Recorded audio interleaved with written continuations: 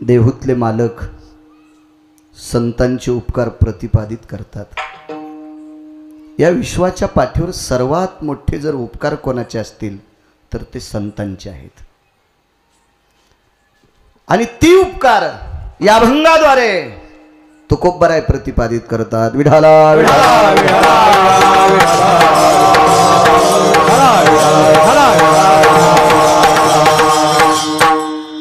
या विश्वाच्या पाठीवर उपकार करणारी फक्त 3 लोक आहेत। बाकी कोणी उपकार करीत असेल ना तर ते उपकार पुराणगण्य नाहीत, शास्त्रगण्य नाहीत, वेदगण्य नाहीत। हे उपकार आहेत ब्रह्मांडाच्या मालकाचे, देवाचे। दुसरे उपकार आहेत आई वडिलांचे। क्रम कितवा द्यायचा ते तुम्ही ठरवा। आणि 3 उपकारापैकी एक उपकार आहे संतांचा। 3च उपकार त्यांनी आपल्यावर कृपा केलेली आहे। पण देवाच्या उपकारापेक्षा आई वडिलांच्या उपकारापेक्षा श्रेष्ठ उपकार संतांचे सांगितले। असं म्हणायचं नाही आई वडील निकृष्ट असतात, नाही। आई वडिलांचे उपकार सीमित आहेत, देवाचे उपकार सीमित आहेत, संतांचे उपकार असीमित आहेत। विठाला विठाला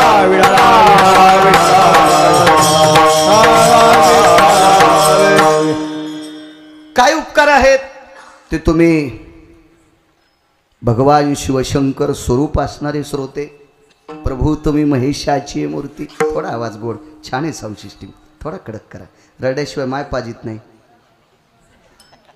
थोडा वाढवा तुम्ही, छान छान, नाव ठेवायला जागा नाही। तुम्ही जेवढी माझ्यावर कृपा करताल ना तेवढा हा गिरगावचा बाळू बोलण्याचा प्रयत्न करेल। मोठ्या श्रद्धेने मोठ्या अट्टहासाने चालत असलेला हा ज्ञानयज्ञ माझ्या ज्ञानोबाराय, तुकोबाराय, नामदेवराय, चोखोबाराय, नाथबाबा, सावता महाराज, सेना महाराज, रविदास महाराज, कबीर महाराज, मीराबाई, जनाबाई, सखुबाई, मुक्ताबाई ह्या 18 संतांच्या नामाचा जयघोष। जगदानंद कंद जगतपती विश्वनाथ भगवान शिवजीच्या नामाचा जयघोष।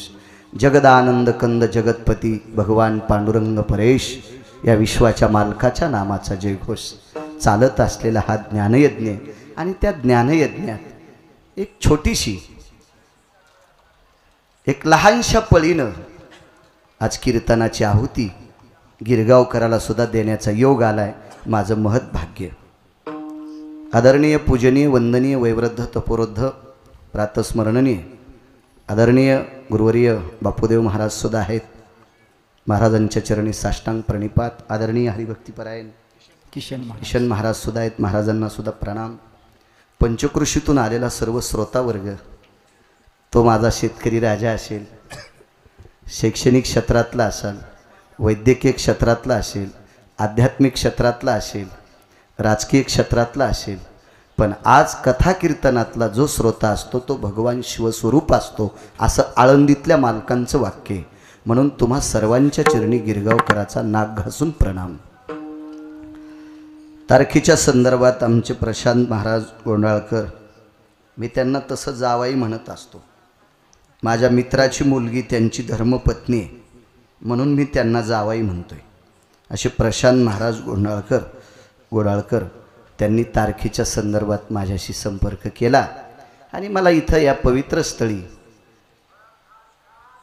गुरुदेवा या विश्वात 2च मंदिर आहेत। एक मंदिर आहे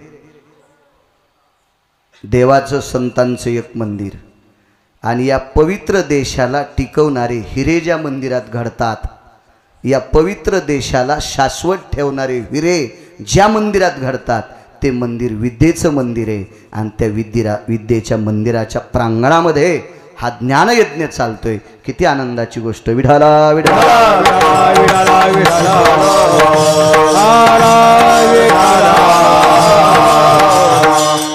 माझे मित्र आले हो।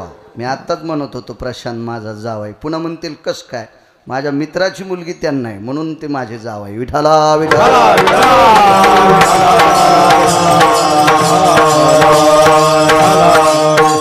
उपस्थित सर्व क्षेत्रातली माणसं, आदरणीय बसलेली आहेत, शैक्षणिक क्षेत्राचं शिखर गाठलेली फार या देशाची पवित्र प्रत्येक क्षेत्रातले वीरे आज या ठिकाणी तुम्हाला सुद्धा प्रणाम करतो।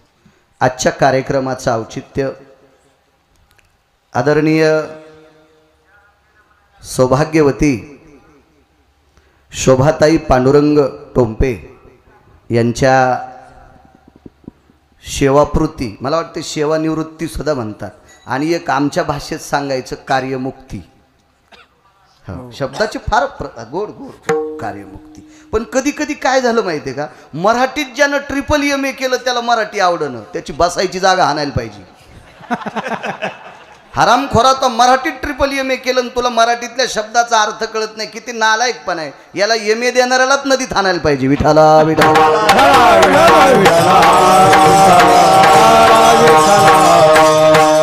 त्या करत असलेल्या ज्या पदावर आरूढ होत्या, काशीतल्या मालकाच्या कृपेने, पंढरपुरातल्या मालकांच्या कृपेने, साधू संतांच्या कृपेने, त्यांच्या आईवडिलांच्या कृपेने ज्या सत्तेवर त्या आरूढ होत्या, तेवढ्या कालापुरती सत्ता निर्विघ्नपणे जगाच्या मालकानं ती सत्ता सेवेच्या स्वरूपात गोड अशी करून घेतली, आणि त्या सेवेतनं ब्रह्मांडाच्या मालकानं कायद्याच्या चौकटीत, आपल्या भारत देशाच्या कायद्याच्या चौकटीत त्या कार्यमुक्त झाल्या, आणि निर्विघ्नपणे, मला वाटतं 58 वर्ष का, हा गेली त्यांचं वय 58 वर्ष नुकतंच आटोपलं, आणि त्यावेळेपर्यंत या शैक्षणिक क्षेत्रात गोड असं ते कार्य करत राहिल्या।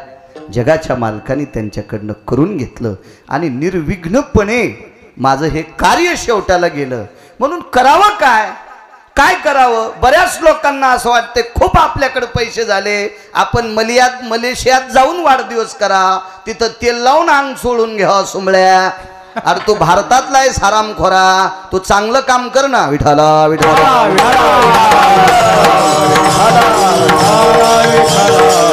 माझ्या ज्ञानोबराय तुकोबरायच्या नामाचा जयघोष करावा। ते आदरणीय सौभाग्यवती शोभाताई यांनी हा उपक्रम सप्ताहाच्या औचित्याने राबवला, म्हणून तुम्हाला धन्यवाद। मला कीर्तनाला बोलिलं म्हणून मुळीच नाही, कीर्तन कोणी ठेवले। 17.5 वर्षामध्ये 19 कीर्तन मुसलमानानं पण ठुले, माहीत त्यानं पण ठुले। एक जणानं 3 कीर्तन आरा मशीनच्या उद्घाटनाचे, लाकडं कापायची मशीन, पण यजमान लानेश्वर मुसलमान। मला चिंता वाटली अभंग कोणता घ्यावा। 6 कीर्तन क्रेशरच्या उद्घाटनाचे, दगड फोडायची मशीन, काय अभंग घ्यावा? आनावे दगड फोडावी खडी, असे पण कीर्तन खूप खूप खूप। त्यातली त्यात बरीच कीर्तन आयुष्यभर जायनं टँकरनं दारू पिली, त्याच्या वर्ष श्राद्धाल म कीर्तन। वर्णन तर करावंच लागतं गुरुजी।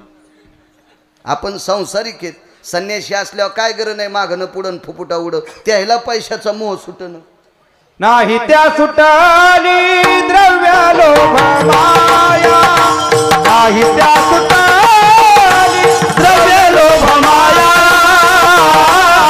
भस्मा दंड छाया तरुवराची, तरुवराची भस्मा दंड छाया तरुवराची, नाही त्या सुटाली द्रव्य लोभ माया, त्या सुटाली लोभ माया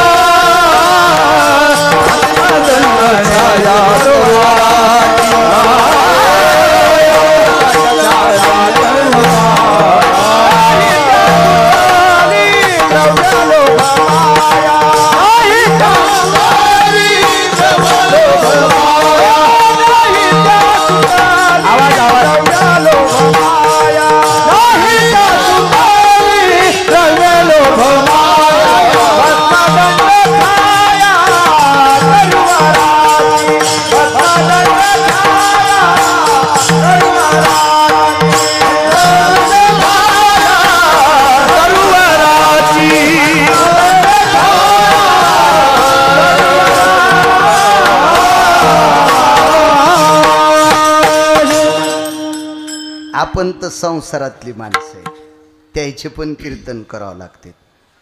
किती नालायक सांगू तुम्हाला, ते मेल्यावर पेटून दिल्यावर त्याच्या भडागणीतून पण देशीचा वास आणि त्याचा पण कीर्तनात उल्लेख करावाच लागतो. नाही करावा तर कोण बुक्का लाईल. अशी पण कीर्तन आहेत, मलाच येत नाही. अहो लय वैराग्य सांगणारी पण करतेत. विठाला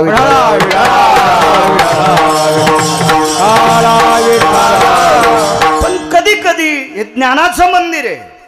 मी मागे एके दिवशी एका जिल्हा परिषदच्या शाळेला 44 अभ्यासाचे स्टेबल तयार केले, निधी जमा केला आणि जिल्हा परिषदच्या शाळेत जी फार मोठी लातूरला अहमदपूरला सुविधा खूप पैसे देऊन मिळती, ती जिल्हा परिषदच्या शाळेत तिथं गेलतो. जालना जिल्ह्याच्या कार्यकारी अधिकारी, मला वाटतंय त्यांचं नाव मीना आहे, पुढचं नाव लक्षात येईन, त्या सुद्धा होत्या. आम्ही गेलतो. मी सांगितलं जितकं ज्ञानोबाराय तुकोबारायच्या मंदिराला महत्त्व, जितकं काशीतल्या मालकाच्या मंदिराला महत्त्व, जितकं पांडुरंगाच्या मंदिराला महत्त्व, तितकं विद्येच्या मंदिराला महत्त्व आहे. अनन्यसाधारण महत्त्व, अनन्यसाधारण. एखादा असल गुरुदेव तो रेड्यासारखा, जिथं ज्ञानोबारायची कृपा झाल्याच्या नंतर तो वेद वदला असेल, असा एखादा. पण या विश्वातले नाना प्रकारचे रेडे बोलवायची ताकद विद्येच्या मंदिरात असती.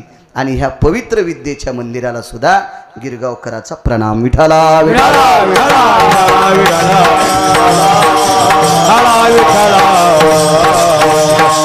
इथून पुढचं सुद्धा आयुष्य ताईसाहेब, जरी तुम्ही कार्यमुक्ती झाल्या असतील, घेतली असेल, कार्यमुक्त झाला असेल, सेवानिवृत्त झाला असेल, तरी पण शेवटच्या श्वासापर्यंत तुम्ही शैक्षणिक क्षेत्रात विद्यार्थ्यांना मदतच करत राहावी. आणि तसं सदृढ आयुष्य शेवटच्या श्वासापर्यंत माझ्या विटेवरच्या मालकाने तुम्हाला देव, ही त्या मालकाच्या चरणी प्रार्थना. सात्विक सदाचारी कुटुंब. चला मी माझ्या अभंगावर येतोय. काय सांगू आता संताचे उपकार, उपकार आहेत संतांचे.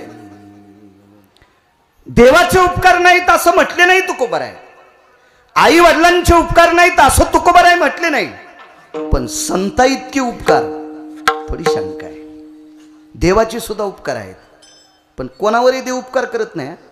देव उपकार करत असताना त्याच्या अंतःकरणामध्ये एक शंकेचं गाठोड आहे, एक शंकेचं गाठोड आहे. ते कोणावरही उपकार करत नाही. जर कोणावरही केला असता तर पांडवाच्या व्यतिरिक्त कौरवांना हस्तिनापूरची गादी दिली असती. नाही दिली. त्या पांडवांचे सख्खे चुलत भाऊ कौरव होते, ती 100 होती. खरं तर ते राजाचे पुत्र होते, तरी पण पंढरपुरातल्या मालकांनी कौरवांना गादी दिलीच नाही, ती पांडवांना दिली. का? कारण ती पांडव भजन करत होती. पाहती पांडव अखंड वनवासी, परे त्या देवाशी आळविती किंवा आठविती. मग देव उपकार करत असताना दुष्टावर करत नाही, भक्तावर करतो. भक्त राखे पाया पाशी, दुर्जनाचे संहारी, दुर्जनाची संहारी, दुर्जनाचे संहारी. भक्त राखे पाया पाशी, दुर्जनाची संहारी, दुर्जनाची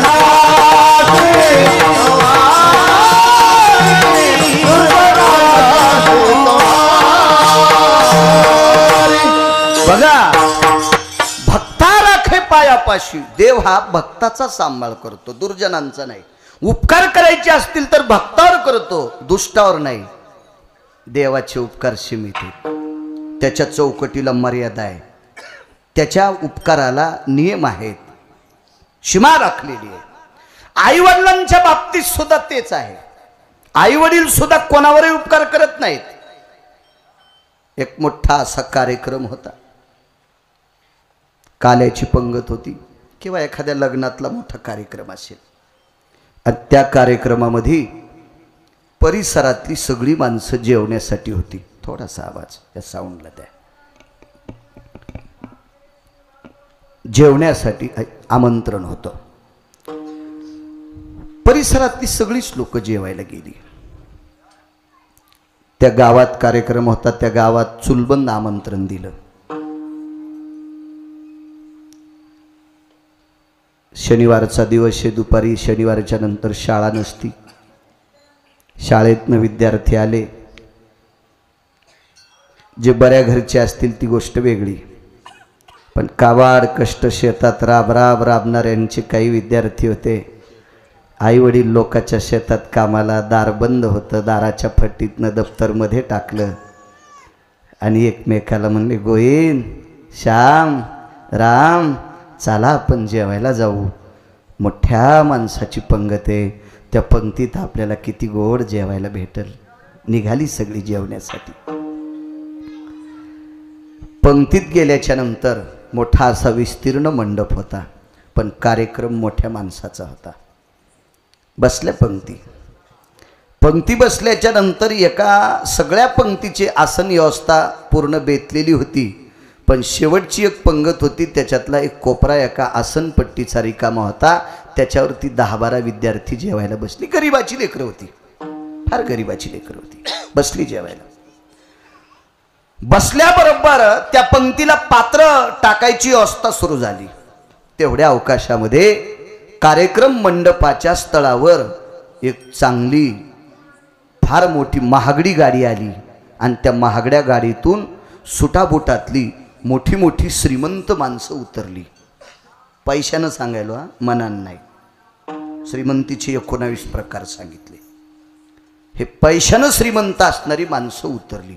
ती कार्यक्रमावाल्याच्या जवळची होती आणि त्या मंडपात फिरणारी जी स्वयंसेवक होती का, अशी खिशाला ती रिबीन फिबीन लावलेली, ही स्वयंसेवक त्याच्यातला एक पळत आला आणि यजमानाला सांगितलं, साहेब, आपल्या पाहुण्यांची गाडी आली, हे बसायची व्यवस्था कर, जेवायची तात्काळ. अरे बापरे, मालकाचा आदेश आहे, बसाव कुठं, सगळ्या पंक्ती बेतलेल्या आहेत. आई वडील उपकार कोणावर करते त्याच्यावर सांगायला. मग सगळ्या पंक्तीनं ते फिरल्याच्या नंतर सगळी पंक्तीतली प्रतिष्ठित माणसंच होती, पण शेवटच्या पंक्तीच्या एका कोपऱ्यात 10-12 बसलेली विद्यार्थी, ते राहणीमान, कपडे, चेहरा याच्यावरून लक्षात येते, खाती के गालन ना हाती के बाल. रोज चांगलं खाती, तिचे गाल टवटवीतच दिसतील. रोज शॅम्पून आंघोळ करती, डोक्याला लावती, तिचे केस कुरकुरीतच दिसतील, नाही का नाही. त्याचं काय शास्त्र आहे त्याला काय. हे मागच्या लोक शिकलेले नव्हते, पण यांच्या मनी अगदी गोड बसत होत्या. ती साधी सुधी लेकरं होती. मग ह्या स्वयंसेवक जे होते का, त्याच्यातल्या दोघांनी सांगितलं, ए उठा रे. उठली ती लेकरं, गरिबाची लेकरं होती आणि त्या आसन व्यवस्थेवर मोठी मोठी माणसं जेवायला बसली. योग असा आला, ही जेवायला बसल्याच्या नंतर ही लेकरं ज्या वेळेला उठतात,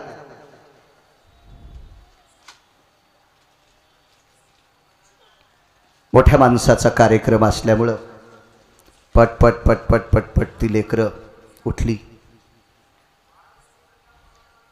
मंडपाची सावली एका बाजूला पडलेली होती, त्या सावलीला ती लेकरं जेवायला बसली. आसन पट्ट्यावरल्या लोकांना जे पदार्थ जेवायला होती तीच त्यांनाच होती. दुःख एका गोष्टीचं झालं, फाटक्या तुटक्या ज्या चप्पल बूट होते ते त्यांनी शीट खाली बसायला घेतले होते आणि मोठ्या लोकांनी धुडकाळल्यामुळं त्यांचे बूट चपला तिथं इसकळीत पडले. मग आसन पट्ट्या खाली गेली असतील, कुठे गेली असतील, पण ती बसली जेवायला. गरिबाची लेकरं, ज्यांनी कधी गुलाबजामुन चित्रात पण बघितला नव्हता.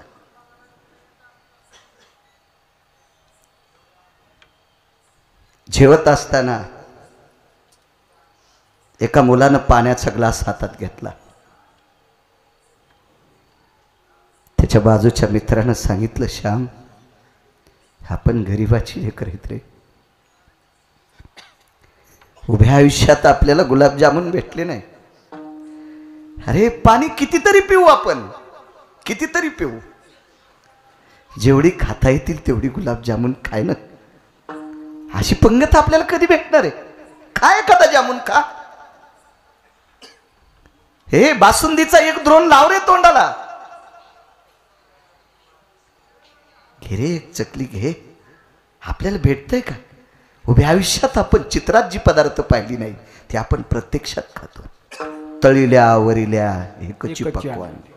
श्रीमंताची पंगत होती ती. यथेच्छ जेवली. जेवल्याच्या नंतर घराकडे निघायचं. त्याच्यातल्या 2 लेकराच्या चप्पल बूट सापडेच नाही. गावापासून 2-2.5 किलोमीटरवर कार्यक्रम. निघाली घरी लेकर.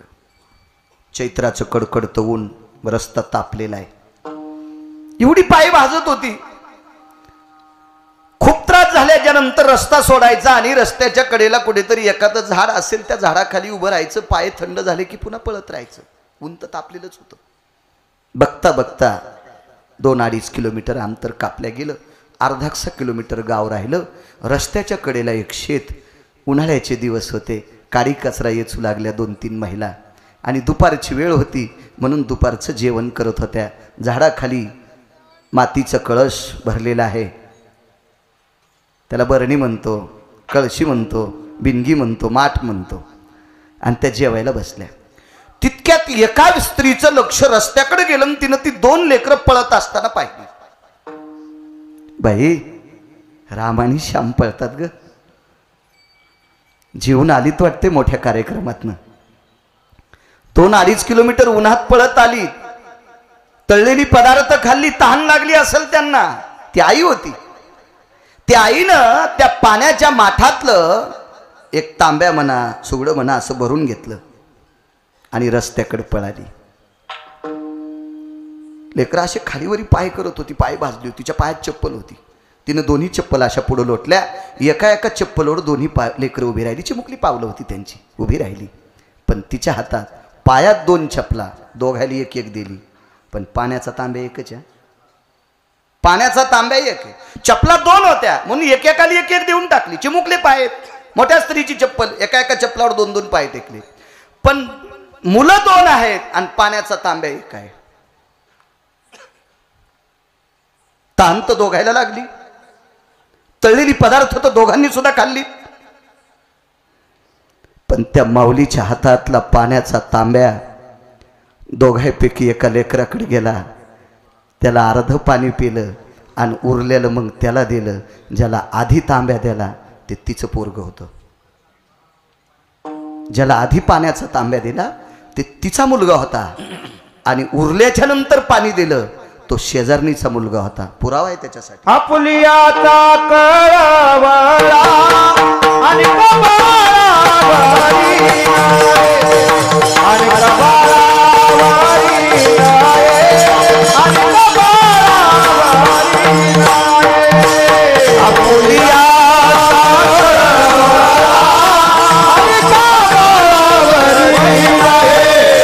आणि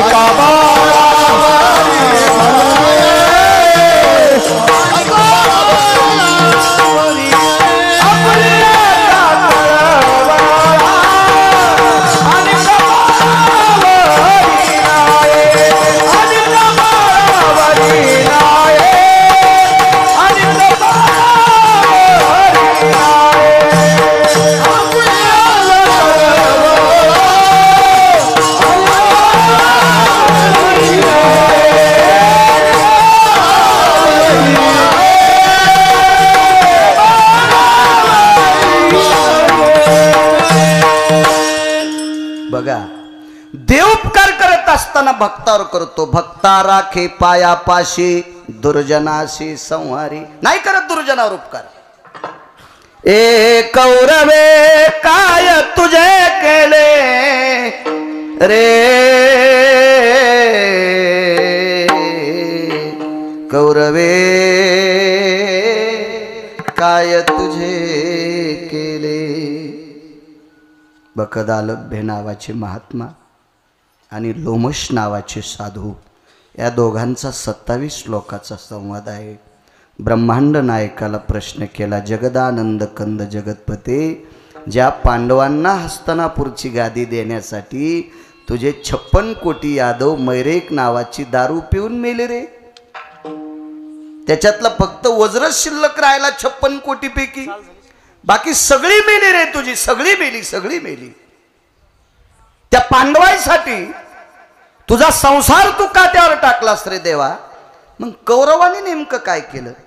ठीक आहे, पांडवांनी भजन केलं, पण कौरवांनी नेमकं तुझं काय केलं? माझं काहीच नाही केलं म्हणे, माझ्या भक्ताला त्रास दिला. इतक्याहून लक्षात येते देव उपकार करतो भक्तावर, कोणावरही करत नाही. आई वडील उपकार करतात आपल्या स्वतःच्या लेकरावर. संत मात्र बरं अजूनही लक्षात घ्या, देवाच्या मनात आलं अमक्या व्यक्तीला चांगलं करायचं, नाही करू शकत देव. का करू शकत नाही?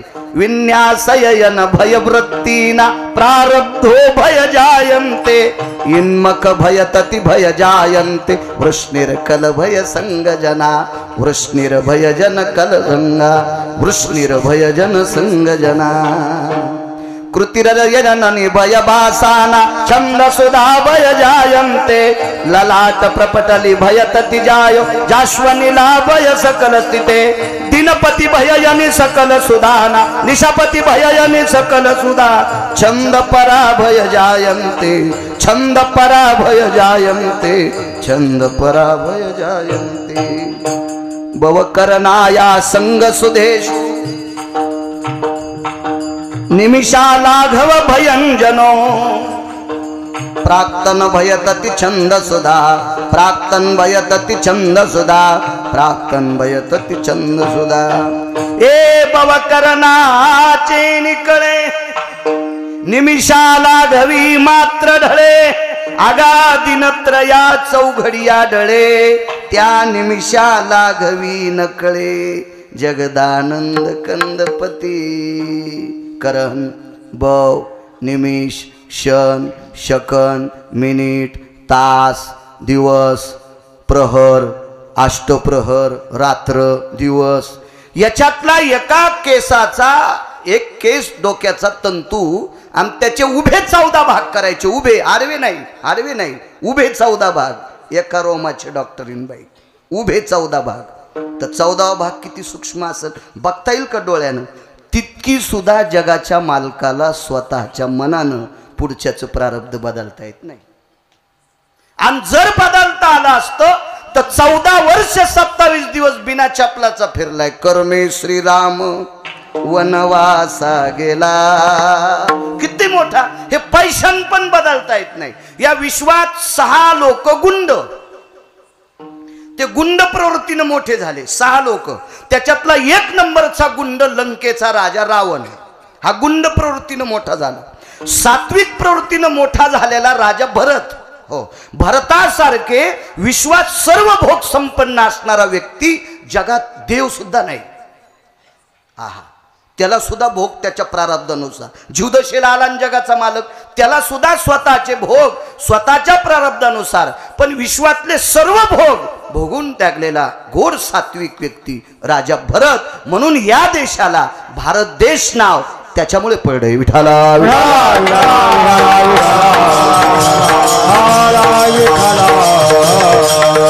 सात्विक आणि तात्विक क्रियेमध्ये श्रीमंत झालेले कुबेर, पैशाचा मालक. देह हे काळाचे धन कुबेराचे, ते एक श्रीमंत. असे 23 लोक श्रीमंत. पण गुंड प्रवृत्तीने श्रीमंत झालेले 6 लोक. त्याच्यातला 1 नंबरचा श्रीमंत रावण, ज्याला 7 कोटी घर सोन्याची होती. हाही प्रारब्ध बदलू शकत नाही. कर्मे रावण क्षेपावला. याच्या पलीकडे सांगू का? तुम्हाला आणि मला किती पैसे द्यायचे आणि कोण्या दिवशी बस स्टँडला ताटी घेऊन बसवायला लावायचे, हे जिच्या हातात आहे तिला लक्ष्मी म्हणतात. ही सुद्धा प्रारब्ध बदलू शकत नाही. योग घडला सीतादेवी. कर्म आहे, कर्म आहे, कर्म आहे, कर्म आहे, कर्म आहे. देव किती मोठा आहे माहिती? या सृष्टीतली प्रत्येक क्रिया त्याच्या कृपेने चालते. वृक्षाचे पान हाले ज्याची सत्ता राहिली अहंता. तुझिया सत्तेने वेदाशी बोलणे सूर्याशी चालणे तुझिया बळे. ऐसा तू समर्थ ब्रह्मांडाचा धनी. किंवा देव चतुर सगळे विश्वातली माया. या सगळ्या सृष्टीतला चक्रम भयतति वेद पुनीतो शास्त्रो मथित भयं तितिजाया पुराण भयतति सकल जयस्तु दिन भययानो सकल जना प्रजन्य अस्तु इन्मक जायो शीतोष कालम भयंति जायो उष्णति कालम भयंति जायो। उन्हाळा असेल, पावसाळा असेल, हिवाळा असेल, या सर्व सृष्टीचं चक्र त्याच्या हातात आहे, तुमच्या आमच्या हातात नाही। तरी पण प्रारब्ध बदलू शकत नाही। म्हणून देवाचे उपकार सुद्धा मोठे नाहीत। कोणी आई वडिलाला वाटत नाही आपलं पोरग डॉक्टर व्हावं, अय बाई करे सर असं वाटत नाही माणिक भाऊ, हे गजू वाटते। कोणी आई वडिलाला वाटत नाही आपलं पोरग परिसरातला एक नंबरचा पुढारी हो, कोणाला वाटत नाही। कोण्या मायबाला वाटत नाही आपलं पोरग लय मोठा महाराज हो, त्याला लोकांनी दिवसाची 20 पाकिट द्यावा असं वाटत नाही का? एक जण म्हणला मला नाही पैसा आवडत, थोतरी आहेस तू, तुला भेटत नाही म्हणून आवडत नाही। ऐसा कोणी दावा हे जया नावडे, ऐसा कोणी दावा हे जया नावडे, ऐसा कोणी दावा हे जया नावडे, ऐसा कोणी दावा हे जया नावडे। कन्या पुत्र घोडे दारार, कन्या पुत्र घोडे दारार, कन्या पुत्र घोडे दारार। हे काय गांजा फुक्यान लिहिले का? द्रव्यांभर्यो भयस्थितानां धर्मां संन्यासो पवित्रयां ब्रह्मचर्यास्थित जयो अर्थो पुनीतय सर्वानां जठरा नलो तृप्तवसा। डॉक्टर पांडुरंग साहेब ब्रह्मचार्याला संन्याशाल पण दुपारा भाकरीसाठी पैसे लागतात, वरून थोड्यात पडतात भाकरी। अर्थ नावाचा पुरुषार्थ आहे, त्याच्या विरोधात नाही जाता येत। हे बा व्याख्यानात पैशाच्या विरोधात बोलणं लय सोपं आहे, माईकवर पैशाच्या विरोधात बोलणं लय सोपं आहे, पण पैसे जवळ नसताना क्रिया करणं इतकं सोपं नाही ते। विठ्ठला नाही बदलू शकत देव। कोणी आई वडिलाला वाटत नाही आपलं लेकरू मोठं, प्रयत्न करत नाहीत का ते, पण त्यांच्या हातात नाही। मातेचा संकल्प व्हावा राजा बिंदा, कपाळीचा धोंडा उभा ठाके, कपाळीचा धोंडा उभा ठाके। मातेचा संकल्प व्हावा राजा बिंदा, कपाळीचा धोंडा उभा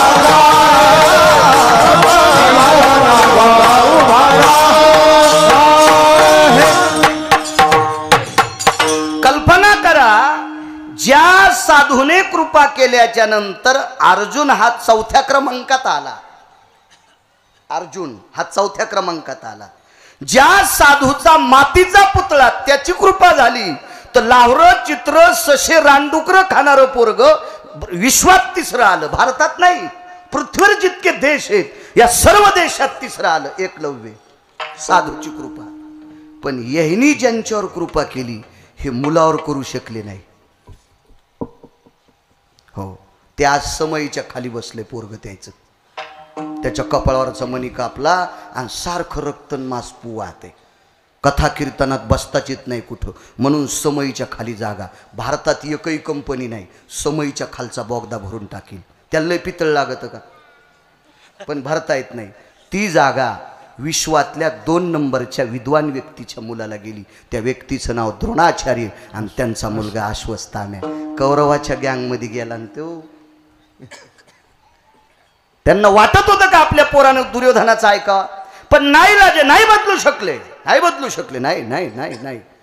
मग द्रोणाचार्य पुलाचं प्रारब्ध बदलू शकत नाहीत। बघा यांची कृपा असल्या श्री गुरुचीनी नावे माती डोंगरी जयापाशी होती, तेने कोळी त्रिजगती एकवद केली। आळंदीतल्या मालकांचं वाक्य। नाहीत करू शकत आई वडील उपकार, पण संतांच्या मनात आलं तर एका व्यक्तीनं इतकी माणसं मारली, आतापर्यंत भारतातल्या कोण्याच रामायणकारांनी त्याचा आकडा सांगायचा नाही आणि मी ऐकला नाही, कारण मलाही सापडला नाही 250 ग्रंथात आतापर्यंत। काही काही बरीच सांगतात आता ऐका बरं का आणि काय माणूस दिसला की मारायचा बरं का आणि तो माणूस मारल्याच्या नंतर मोहरी सारखा खडा रानात टाकायचा बरं का असे 7 रान भरले बरं का अरे झाडाचे पानं मोजायला मशीन येतात 228 क्विंटल सोयाबीन मी विकायला नेलं ते प्लॅन्टला नेलं त्यांनी मशीनमध्ये टाकलं 13 क्विंटल 37 किलो डागी बाजूला काढून टाकलं 13 क्विंटल 37 किलो काळा डाग लागलेला हिरवा दाना फुटलेला दाना त्या मशीननं 250 क्विंटल सोयाबीन मधलं बाजूला काढून टाकलं मग 7 रान मोजायला मशीन नसल का त्याचा पुरावा नाही वक्त्यानं चुकीचं सांगायचं नाही मोटरसायकलचा ड्रायव्हर चुकला 2 मरतील जीपचा ड्रायव्हर चुकला 10 मरतील एसटीचा ड्रायव्हर चुकला 55 मरतील रेल्वेचा ड्रायव्हर चुकला 1000 मरतील वक्ता चुकला कोटी मरतील विठाला विठाला एवढी माणसं मारली सीमाच नाही त्या माणसं मारण्याचा पण तेवढी माणसं मारणाऱ्या व्यक्तीवर एका संतांची कृपा झाली आपणा सारिखे करीती तात्काळ नाही काळ वेळ तया लागी ही संतांची उपकार आहे ते म्हणले नाही हा वाटपाड्या वाल्या आहे हा वाल्या बिल्लाच्या कुळातला आहे हा वाल्या कोळ्याच्या कुळातला आहे हा वाल्या मासे पकडणाऱ्याच्या कुळातला आहे हा वाल्या शिकार करणाऱ्याच्या कुळातला आहे संत पाहतच नाही न पाहयाती कोणाचा विचार न पाहयाती कोणाचा विचार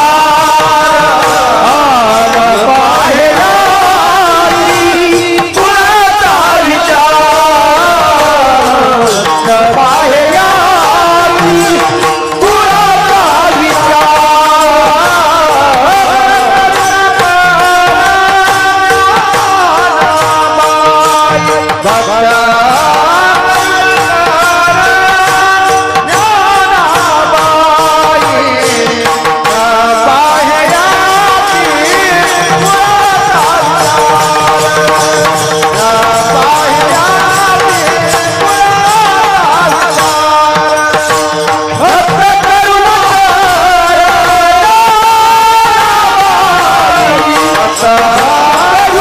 न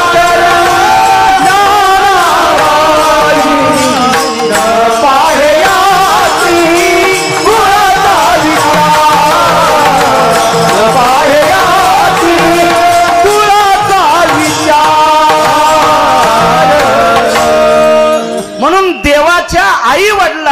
या दोघांच्या उपकारापेक्षा श्रेष्ठ उपकार ठरते ते संतांचे एक उपकार सांगतो तुम्हाला संतांचा चोपडे बुवा एकदा भीम इंद्रप्रस्थातनं हस्तिनापूरला आले तसे मनानं आले नाही हा हस्तिनापूरच्या राजाचं नालायक कार्ट तिथं बोंबलत गेलं भाषा जरा कठीण आहे माझी काय करायच्या चोंबळ्या गप्पा इथं पासा शेवटायच्या हातुड्यानं नीट होईन तर सोनाराच्या मुचकुलीनं कवा नीट होईल अशा प्रकारे मग त्या ठिकाणी आणि काय सांगू कीर्तन सांगन काय सांगू हान तू काय आम्हाला हे नालायक तिथं बोंबलत गेलं मी त्याला चांगलं म्हणत नाही दुर्योधनाला त्याचा पाहुणा आहे तुमच्या गावात काय भीती भारतीय संस्कृतीच्या प्रविष्ट क्रियेच्या विन्मत छंदामध्ये दुर्योधन बसत नाही का बसत नाही आपल्या संस्कृतीमध्ये स्वतःची पत्नी सोडून आई वडिलांनी जिच्या सोबत लग्न लावून दिले ती सोडून जगातली प्रत्येक स्त्री माय आणि बहीण या दर्जाची असती मोठी भाऊजई होती द्रौपदी तरी तिला मांडीवर बसिलं किती नालायक दुर्योधने अक्कल आहे का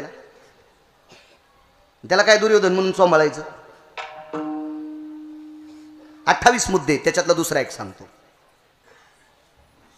मला असं वाटतंय आपली बायको चुकली ना दार लावून घ्यायचं आणि तिला सांगायचं एक थोतरीत आणायचा पण बाहेर वळीन रस्त्यात नेऊन ठोकली. नालायकेस नालायक, तू नवरा म्हणून घ्यायच्या लायकीचा नाही सुंबळ्या. शासन कर पण दारात आत आत आत आत आत. बाईनं नवऱ्याला शासन करा. डब्यातली साखर संपली, तेल संपलं, चहा पावडर संपली, वरणासाठी डाळ संपली.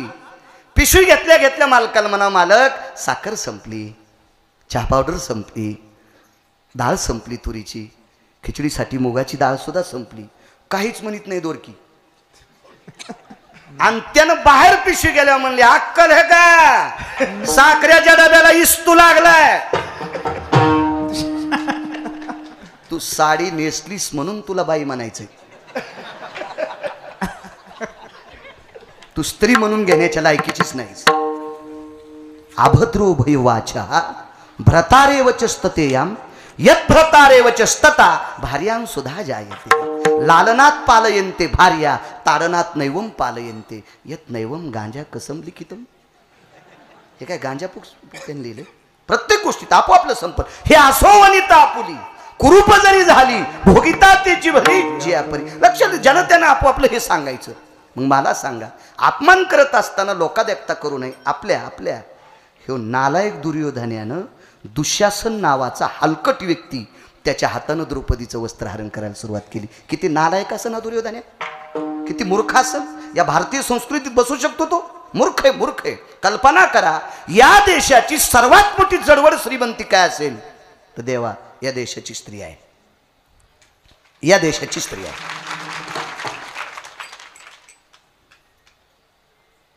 ज्या तुकोबारायांचा अभंग घेतलाय त्या तुकोबारायांनी हरिनामाने विश्व ढवळून काढलं. यमाच्या थुत्रीत आणली, यमाच्या बोकांडीवर पाय दिलाय, यम भांडे घासायला ठेवलाय. काळ गुलाम सलाम तुक या घरी राबत. ते तुकोबाराय सुद्धा या भारतातल्या पवित्र कनकाबाई नावाच्या स्त्रीच्या पोटी जन्माला आले. हो, काय ज्ञानोबारायांचा अधिकार. ते सुद्धा रुखमाई साहेब गोविंदगुरुजी त्या माऊलीच्या पोटी जन्माला आले. रयतेचे राजा छत्रपती शिवाजी महाराज ते सुद्धा एका या पवित्र देशातल्या स्त्रीच्या पोटी जन्माला आले. धर्मातलं तेजस्वी रत्न महाराणा प्रताप ते सुद्धा या देशातल्या स्त्रीच्या पोटी जन्माला आले. इथं बसलेले कितीतरी माणसं गिरगाव करायला अवताला झुकतील इतके श्रीमंत आहेत, तरी तुम्ही माझ्या पुढे 2 तास बसलात. मी सुद्धा एका स्त्रीच्या पोटी जन्माला आलो. या देशातलं सर्वात मोठं जडवड रत्न काय असेल त्या देशाची स्त्री आहे. या देशातली टोकाला गेलेली महामानव, या देशासाठी ज्यांनी स्वतःच रक्त सांडलंय अशी महात्मे या देशातल्या पवित्र स्त्रीच्या पोटी जन्माला आलेत. म्हणून या देशाच्या पवित्र स्त्रीचं शरीर एकाही नालायकानं उघडं पाहू नये म्हणून पंढरपुरातला मालक तिच्यासाठी वस्त्र झाला. कौरवे पांचाळी सभे माझी आणली वस्त्र हरणे वस्त्र कैसी झाली माऊली लहाने गुरुजी. इतकं या देशाच्या रत्नाचा सांभाळ केला. आणि या पवित्र स्त्रीसाठी दिरानं मोठी भाऊजाई आई समान असताना दुसऱ्याच्या हातानं तिचं वस्त्रहरण करावं इतका नालायक दुर्योधन होता.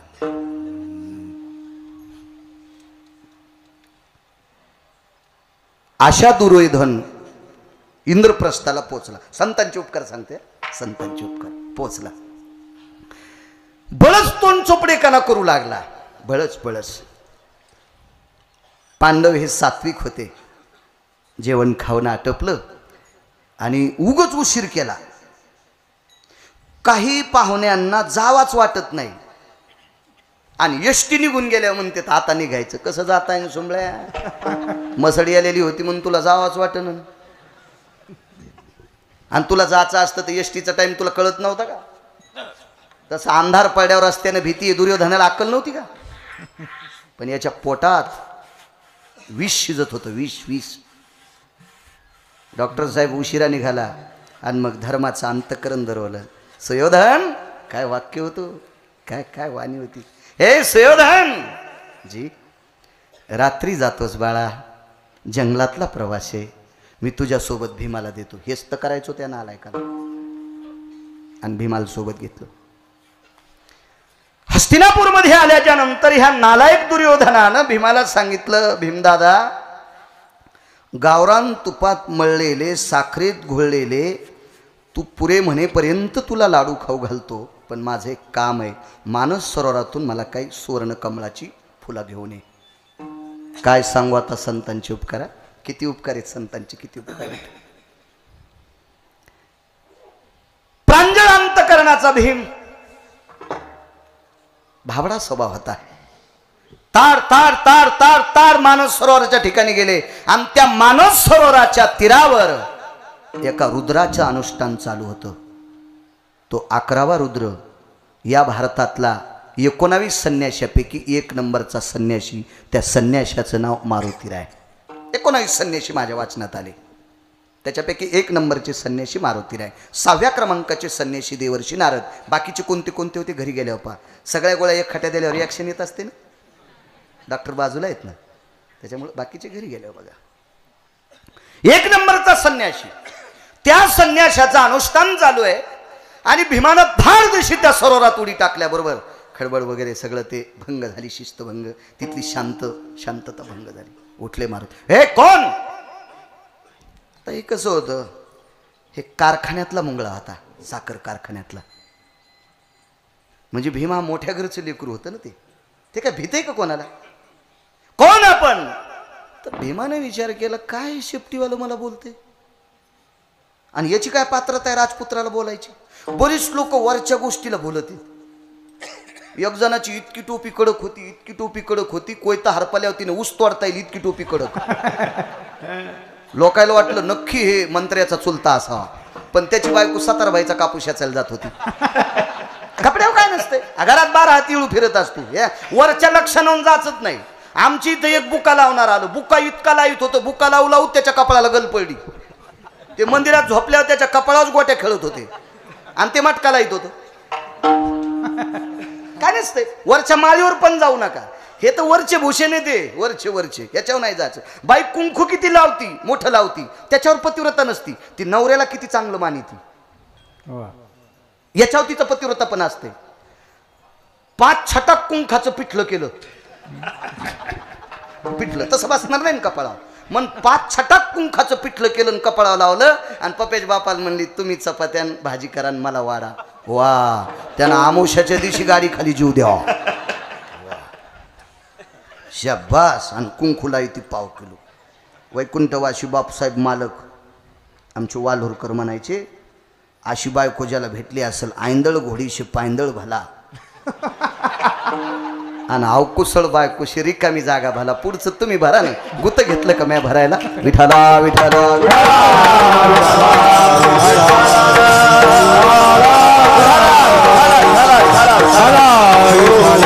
देखावे नाही जायचं, देखावे नाही, वरछपणावर काय नसते ते.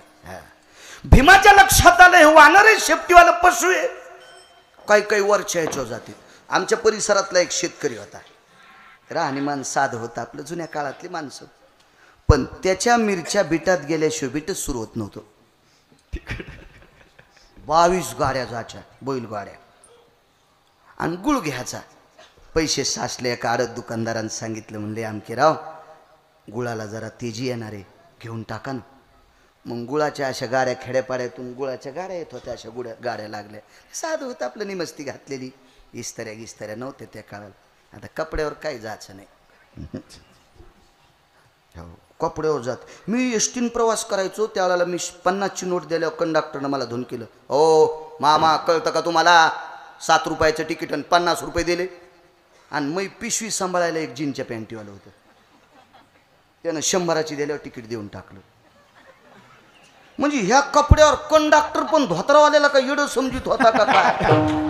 मी तिकीट घेतल्या उतरताना म्हणलं, कंडक्टर साहेब तुमच्यासारखे इशिक मी आवताला झोपीन, मला गिरगावकर म्हणते.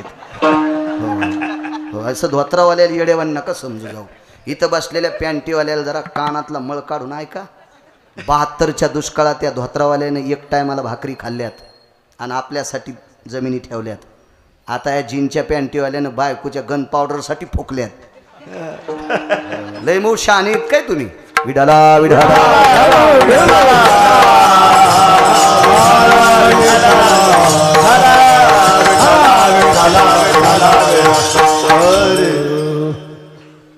वर्षांहून जायचं ना. आणि मग ते म्हणले काय टन गुळ आहे. ते म्हातारं म्हणलं तुमच्यासारखं वयस्कर महात्मा काय टन आहे म्हणजे 10 क्विंटलाचा भाव विचारला. तर ते गुळ विकणार म्हणलं दादा एक गुळाचा खडा खान घरी जा. घरी जा.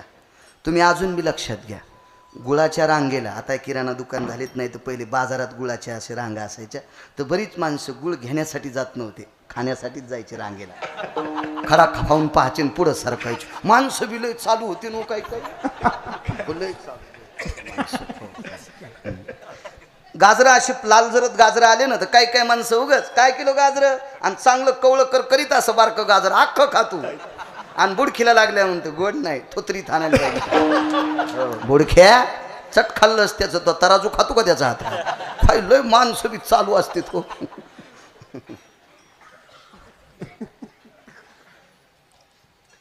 काय टन आहे म्हणजे खडा खा.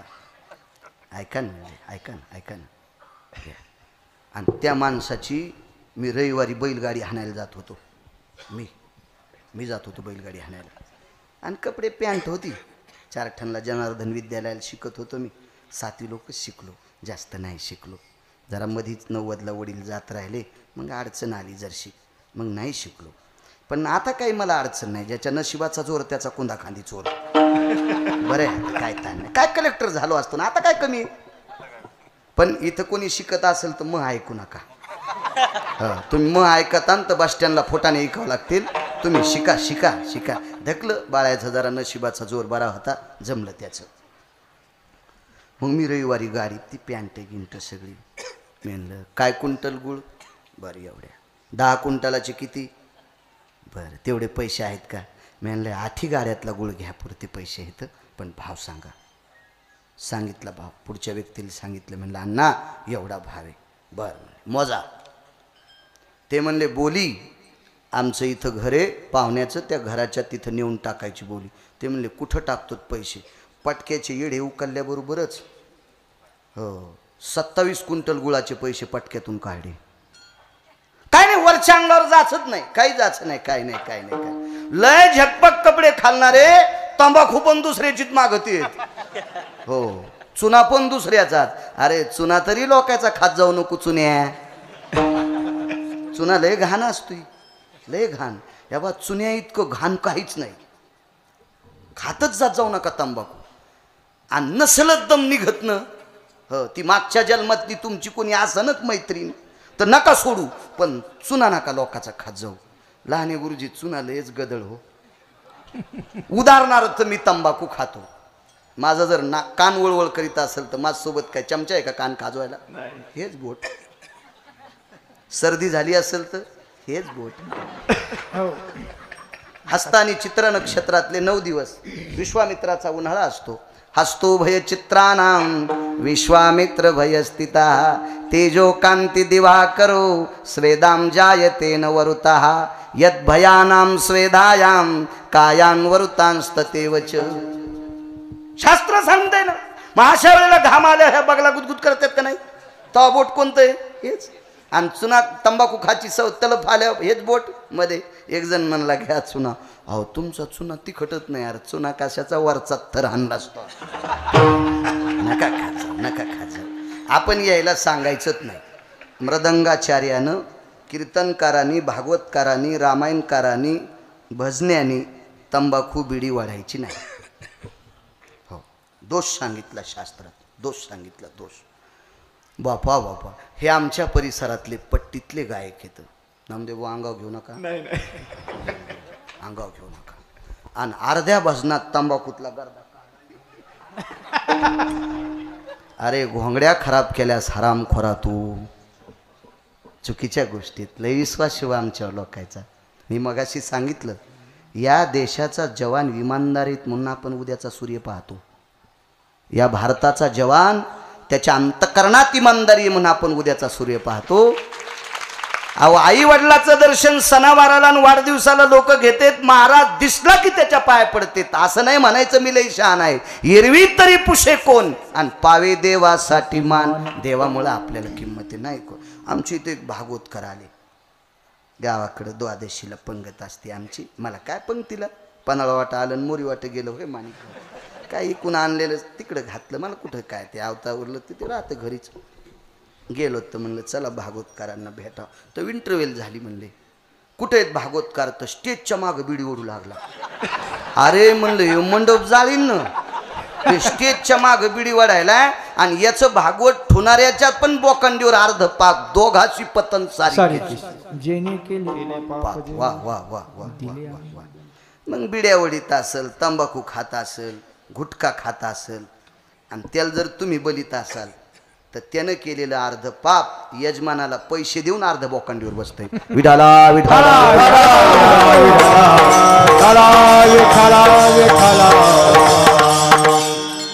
भीमाच्या लक्षात आलं हे शेपटीवालं वानर पशु आहे मला काय बोलतो मारुतीराय फार अधिकारी व्यक्ती अरे बाळा चेहऱ्याहून लक्षात घेतलं राजमंडित आहे राजाच्या घरचं लेकरू चेहऱ्याहून लक्षात घेतलं अरे काय अरे तू कशाला कल्ला करतोस इथं ऐक ना माझा अनुष्ठान चालू आहे तू का गर्दा करतोस हे का उड्या टाकायला असतो अरे एखाद्या तळ्यामध्ये हत्तीनं उडी टाकावा इथं डुबकाळ्या घ्यावा तशा उड्या मारतोस तू चलो हो बाहेर भीमान सांगितलं मला शिकवायला लागलाय झाडाचा पाला खाणार त्याला माहीतच नाही किती अवघड आहे शेपटीला असं जवळ घेतलं आणि म्हणले बाई याची पायवर सोय सर्व दिवशी मारुतीरायची शेपटी गेली आणि भीमाच्या कमराला येडा घातला हो पाण्यातून भरलेला लोहट काढा होता असा डिंब बाहेर वाढला अरे बापरे म्हणले शेपटी आणि चांगला तिमला शहाण्याबाईनं कणिक तिमल्यावानी वाक्य नीट आहे का शहाण्याबाईवानी काय काय अशा येडी वाकडी कालिनीन चपाती केली तिची चपाती खाणं गौरी खाणं सारखीच हो ना आणि जुन्या बाईनं मळलेली पोळी तिला तेल नसू द्या अशी मऊ लागती मऊ मऊ मऊ लागती रेशमाच्या कपड्यावानी आणि हे गडबडीत कालिले हो लय काय कायला नात जिला गौऱ्या लावता येत नाहीत ती म्हणती मी धिरडे करते नको पिठाचा नाश करू पिठल्यातले गोळे फुटणतन म्हणली मी बासुंदी करते नको न द्वारका तुला पिठलंच येत नाही तर कशाला बासुंदीची नाद असतो काय काय योग असाला एवढे भीमाला आपटिलं पण भीम बी काही भेलाच नाही शेवटी मारुतीरायने विचार केला इतकी रट्टी दिली तरी माझ्यासोबत युद्धच करते हे बाळा तुझे आई वडील कोण रे भीम म्हणला आपटू मारलो ना आता मायबाप विचारायले काय सांगू आता संताचे उपकार किती उपकार आहेत संताचे अरे दादा अरे मी आत्तापर्यंत बऱ्याच लोकांसोबत द्वंद्व युद्ध केलंय मल्लयुद्ध म्हणजे कुस्ती खेळली मुष्टीप्रहार केला गदा प्रहार केला पण मी बऱ्याच लोकांची वाट लावली रे अरे पण तू एवढा बलाढ्यशाली कोण आई वडील आहेत सांग ना मी राजा पंडूचा पुत्र आहे मारुतीराय म्हणले पंडूचा पुत्र आणि पंडूला कसे लेकर होते शाप होता पंडूला हो राजा पंडूला शाप होता आणि ज्या व्यक्तीला शाप आहे त्याला लेकर कसे होतील हे तू खोटा आहेस भीमानं सांगितलं मी सापडलेलं आहे का आमच्या बाबाला हा मला खोटा म्हणता तुम्ही सापडलो का मी आमच्या बाबाला मारुतीरायनं सांगितलं बाबा तुझ्या जन्माची व्याख्या तरी सांग म्हणजे कथन तरी सांग इतिहास तरी सांग मग पाची भावांचा इतिहास सांगितला मारुतीरायचे डोळे पाण्यानं डबडबले गुरुवर्य डबडबले डोळे का डबडबले माहिती आहे भीम हा वायूच्या मंत्राचा होता दुर्वासानी 5 दिलेली मंत्र त्याच्यापैकी एक मंत्र वायूचा मंत्र होता आणि त्या मंत्रापासून प्राप्त झालेला भीम आणि मारुतीराय वायुपुत्र होते एक भाऊ भावाला भेटलाय याचा आनंद मारुतीरायचा गगनात मावत नव्हता डोळे असे पाण्यानं डबडबले मारुतीरायचे भीमानं विचार केला कातडीने घुसतर हाणलंय मला आणि आईचं बाबाचं नाव ऐकलं की रडायलंय याच्या शेपटीचा एक रोम काढायची ताकद नाही माझ्यात मारुतीरायच्या शेपटीचा एक रोम तोडायची ताकद नाही भीमाला 9000 नागाचं बळ हो किचकाला 8000 नागाचं बळ 10000 नागाचं बळ त्या आंधळ्याला हो 1000 नागाचं बळ शिल्लक होतं म्हणून त्या विराटाचा मेहना किचक्या एका बुक्कीतच मारला त्याने या देशातल्या पवित्र स्त्रीचा हात अंधारात धरला होता ते किचकी आहे तुम्ही किचक म्हणत असता नाही का नाही हे ह्या दुकानातला माल आहे हो एका बुक्कीतच हाणला एका बुक्कीतच हो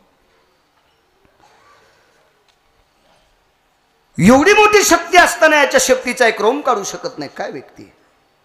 मारुतीरायाने सांगितलं, भीमदादा एक बोलू का? अरे मी वायूचा पुत्र आहे आणि तू वायूच्या मंत्रापासून प्राप्त झालेला आहेस, म्हणून आपल्या दोघाचं घट्ट नाते भावाभावाचं. एक विनंती करतो, तू मानवी कुळात जन्माला आला, मी पशुच्या कुळात जन्माला आलो, पण वरच्यावर जाऊ नको रे, माझा अंतकरण लय गोड आहे रे भीमदादा, मला एकदा तुला कडकडाटून भेटायचंय. काय सांगू आता संतांचे उपकार, कडकडाटून भेटायचंय. पण भीमाच्या मनात शंका आली, याच्या शिफ्टीनं आड हा टाकलाय तर मला ओढून आणलंय अंगे साहेब, आणि यानं जर करकर करकर दाबलं तर मग वाळाच करीन नाही, आपल्याला नाही भेटायचं. नको नको नको नको नको, कशाला नादी लागायचं. हो, मारुतीरायाने सांगितलं, भीमदादा मी आत्तापर्यंत केलेल्या सात्विकपणाची आण वाहतो. ते लय टोकाचं रत्न होतं मारुतीराय, फार टोकाचं. भक्ती संप्रदायामध्ये देहूतले मालक मारुतीरायाला शरण जाचे. शरण शरण जी हनुमंता तुम्हालो रामदूता. भक्तीची वाट त्यांना विचारली, काय भक्तीच्या त्या वाटा मज दावाव्या सुबट. काय टोका असेल?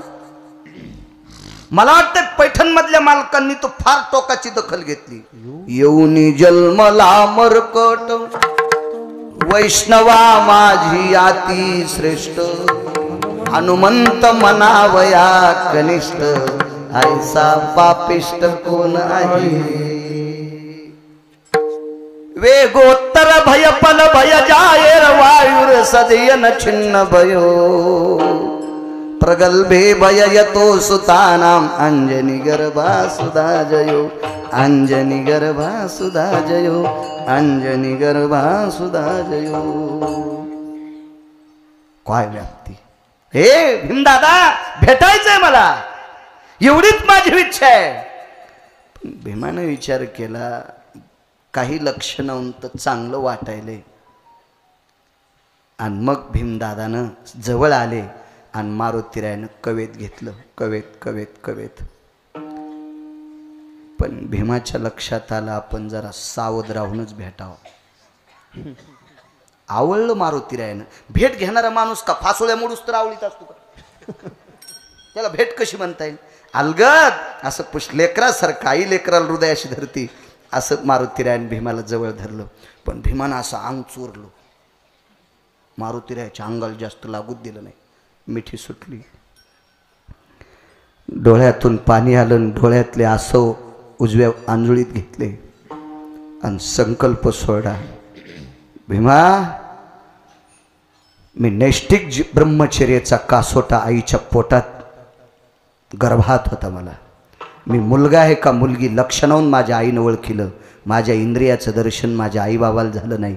इतका सात्विक मी ब्रह्मचारी आहे, इतका सात्विक, इतका सात्विक. आणि माझ्या ब्रह्मचर्याच्या तपाचं तेज सत्य तत्वात जर उतरलं असेल तर माझं अंग तुझ्या अंगाला ज्या ज्या ठिकाणी लागलंय तितकं शरीर वज्राचं होईल, तितकं शरीर वज्राचं होईल. 3.5 वज्रापैकी भीमाचं अर्ध शरीर वज्राचं झालं, वज्राचं झालं. घरी आले. द्वारकेचे मालक आलेले होते. त्यांचं जवळचं स्नेहाचं नातं होतं. द्वारकेतले मालक म्हणजे पंढरपुरातला मालक. जवळ आले. आईने विचारलं, कुठे गेलतास? दुर्योधनाला पोचायला गेलतो. बरा झाला प्रवास? आई एक सांगू, मानस सरोवरामध्ये लाडूच्या अपेक्षेनं फुलं आणण्याकरता गेलो ग. तिथे एका तेजस्वी संताची भेट झाली. माझी माय, त्या संतांनी मला आलिंगन दिलं ग. पण माय, माझ्या मनात शंका आली. त्या संतांनी मला आलिंगन दिल्याच्या नंतर मी माझं अंग चोरलं. पण आईसाहेब, जेवढं जेवढं अंग त्या संताच्या अंगाला लागलं तितकं अंग वज्राचं झालं. ही फक्त मारुतीरायाची कृपा. आई आई आई, मी चांगल्या चांगल्यांना गदा युद्धात हरवलंय. पण कधी कधी वर्मस्थानाच्या ठिकाणी गदा लागल्याच्या नंतर 3.5 तासाची मूर्छना मला येत होती. आता काही ठिकाणी गदा लागल्याच्या नंतर मला मूर्छना येणार नाही, कारण तितकी जागा वज्राची झाली. पण माझी माय, मी शुद्धांतकरणाने सगळं अंग लावलं असतं तर शरीर पूर्ण वज्राचं झालं असतं. ते अर्ध शरीर संतांच्या संगतीत भीमाचं वज्राचं झालं. सामान्य उपकार आहेत म्हणून काय सांगू आता संताचे उपकार. काय सांगू आता संताचे उपकार. काय सांगू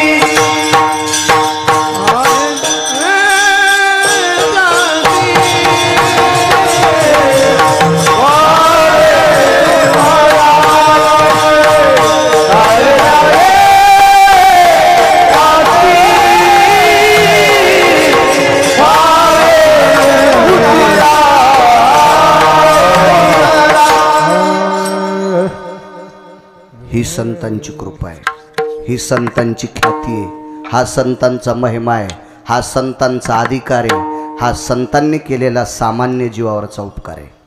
हे टोक आहे. ब्रह्मदेव एकदा मृत्यू लोकात आले. प्रशांत भाऊ किती वेळ करायचे कीर्तन? 12. हो, गजूभाऊ मेडिकल चालवता तुम्ही, लक्षात ठेवा. असं का? असं का? नाही नाही, एका बाईची तर 5 क्विंटल सोनं होतं. मंगळसूत्र छटाकाचं घालावं, पण तिनं 9 किलोचं मंगळसूत्र घातलं, वजनच मेली. हे का नाही? तसं आपल्या बैल किती महागायचे असो, आपला बांधाला की अवताखड पाहिजे. लोकायला कोणाला शुगर, कोणाला काही असते, त्यातली त्यात वयस्कर व्यक्ती बसलेले आहेत, महाराज लोक, त्यांनाही शुगर आहे. ब्रह्मदेव खाली आले.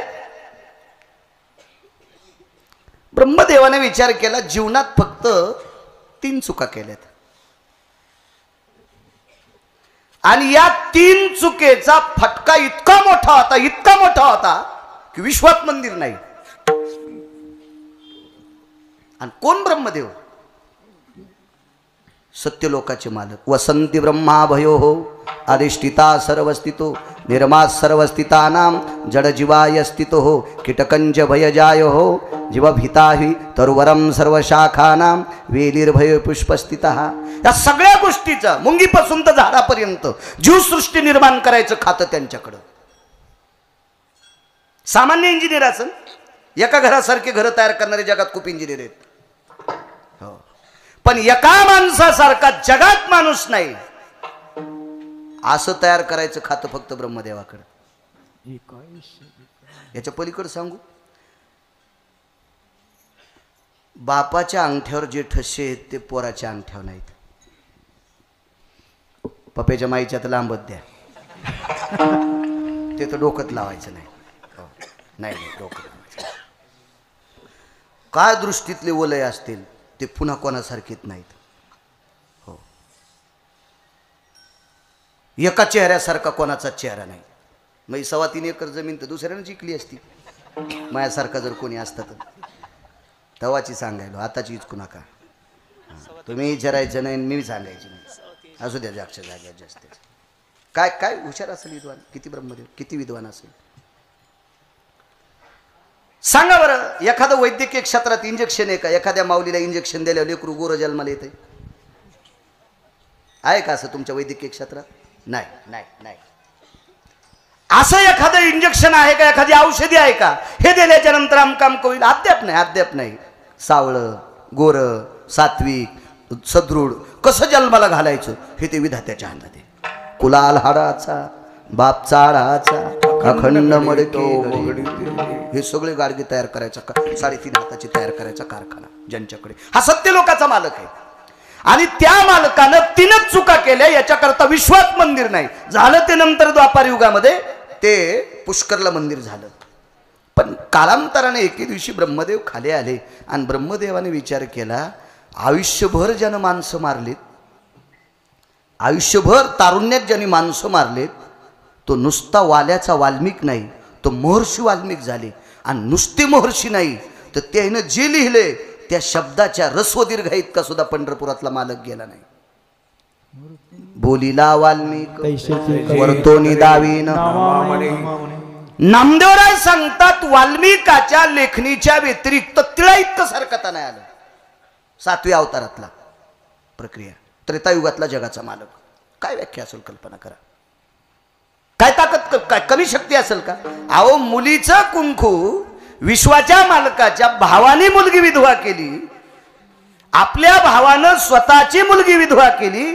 तिचं कुंकू परत आणावा म्हणून रावणाचं कार्ट जिवंत करण्याचा प्रयत्न पंढरपुरातल्या मालकाने केला. या संन्याशानं सांगितलं माझ्या मारुतीरायानं, देवा तुम्हाला नाही जिवंत करतायत. भगवान म्हणले मला काय शिकवायला, तो कोण मला सांगणार? मारुतीराय म्हणले मी तुम्हाला सांगतच नाही, पण एका साधून लिहिलंच नाही ना इंद्रजित उठवा म्हणून. शांत बसावं लागलं, शांत बसावं लागलं, शांत शांत. कोणी लिहिलं ते रामायण? वाल्मिकाने केले रामायण. रामाधी किती किती मोठी शक्ती. ब्रह्मदेवाने विचार केला, ज्याची बायको संक्रांतीच्या दिवशी नाव घेत नव्हती, इतका नालायक वाल्या. संक्रांतीच्या दिवशी ती पण वाल्या पण म्हणत नव्हती. म्हणून इथं बसलेल्या सुद्धा वाल्मिकांना सांगतोय, आपल्या बायकोने संक्रांतीच्या दिवशी आदरानं नाव घ्यावं, असंच वागावं. बायका म्हणत्याला आत्ता बाबा महाराज बरं बोलले नाही तर आता लोक आमच्याच बॉम्ब टाकीत होते. इतका इतका वाईट विचाराचा व्यक्ती.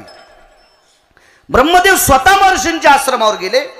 आश्रमावर गेल्यावर काही विद्यार्थ्यांनी बघितलं, हे जसे विद्यार्थी येतात आता हे चोपडे महाराजांच्या संस्थेतील, असे त्यांच्याकडे विद्यार्थी होते. पुष्प आणण्यासाठी की फुलं आणण्यासाठी विद्यार्थी गेला. पाहिलं एका विद्यार्थ्यानं, अरे हे 4 तोंडाची व्यक्ती आहे. जाऊन सांगितलं, गुरुवर्य आपल्याकडे एक 4 तोंडाची व्यक्ती आली. वेडे आहात का रे? स्वागत करा, विधाता आहेत, ब्रह्मदेव आहेत, स्वागत करा त्यांचं. मग तोडलेली फुलं रस्त्याने टाकली आणि त्या रस्त्यावरनं ब्रह्मदेवाचं स्वागत करीत आश्रमात आणले. आता ते महर्षी वाल्मिकांचा आश्रम होता. ब्रह्मदेवाचं सन्मान आदर आतिथ्य केलं, बसले तिथं, क्षमकुशल विचारलं. आणि मग थोड्या वेळाच्या नंतर ब्रह्मदेवानं सांगितलं, महर्षी जरा एकांतात बोलायचं. असं म्हटल्याबरोबर बाजूचे सगळे उठले आणि महर्षी वाल्मिक आणि ब्रह्मदेव आतमध्ये गेले. आतमध्ये काय त्यांच्या कुटिया होत्या, त्या एका कुटियामध्ये गेले. आणि ब्रह्मदेवानी महर्षींना विचारलं, महर्षी एक विचारू का, तुम्ही माणसं किती मारले? ते म्हणले नाही सांगता येणार. कोण कोण मारले? ते म्हणला भिकारचोट कशाला मारू.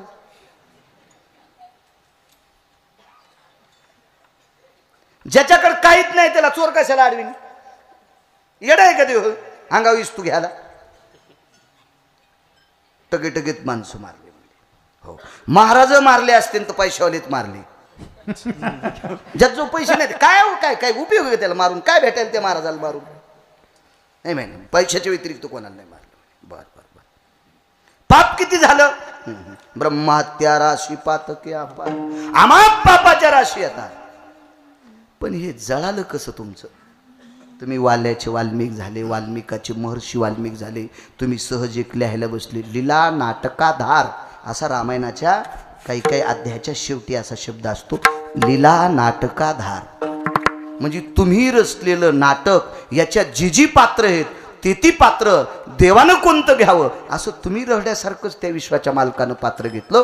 कसं वागावं तसाच जगाचा मालक वागला. एवढी तुमच्यात शक्ती, माणसं किती मारली याचा मेळ नाही. हे झालं कसं? त्यांनी सांगितलं, मी तोंडानं सांगू शकत नाही. मागच्या कुटियात चला. मागची कुटिया म्हणजे महर्षी वाल्मिकांचं देवघर होतं. आणि महर्षी वाल्मिकाच्या देवघरात कुठल्याच मूर्ती नव्हत्या. बावनिया चंदनाच्या लाकडाची एकच मूर्ती होती. चंदनाचे प्रकार मलयानिळू चंदन, ब्रह्मचंदन, आपण जे चंदन घेतो ते हे भेटतेत ना आपल्या बांधाव चंदन हे, पण सर्वात श्रेष्ठ बावनिया चंदन. तापलिया तेला बावनी चंदन शनएक बुंद शीतल करी. उकळत्या तेलामध्ये थोडंसं टाकलं की तेल बर्फा इतकं थंड होतं. ही ज्या चंदनात ताकद आहे अशा चंदनाची एक मूर्ती होती. आणि ती सुंदरसं सिंहासन केलेलं, आणि त्या सिंहासनावर ती मूर्ती, आणि त्या मूर्तीच्या समोर फुलं ठेवलेली होती. महर्षी वाल्मिकांनी बोट केलं, या महात्म्याची कृपा झाली. ती मूर्ती होती देवर्षी नारदाची 6व्या क्रमांकाच्या संन्याशाची. तर ब्रह्मदेवानं 8ही डोळ्यानं ती मूर्ती पाहिली. अरे, ज्या व्यक्तीने किती माणसं मारले त्यालाच सांगता येत नाही, आणि अशा वाट पाड्या वाल्याचा महर्षी वाल्मिक होतो तो केवळ ह्या संतांच्या कृपेने. काय सांगू आता संतांचे उपकार, काय सांगू आता संतांचे उपकार. माझा निरंतर जागरिते, माझा निरंतर जागरिते. काय सांगू आता संतांचे उपकार, काय सांगू आता संतांचे उपकार. काय सांगू आता संतांचे उपकार, उपकार काय सांगू आता संतांचे उपकार.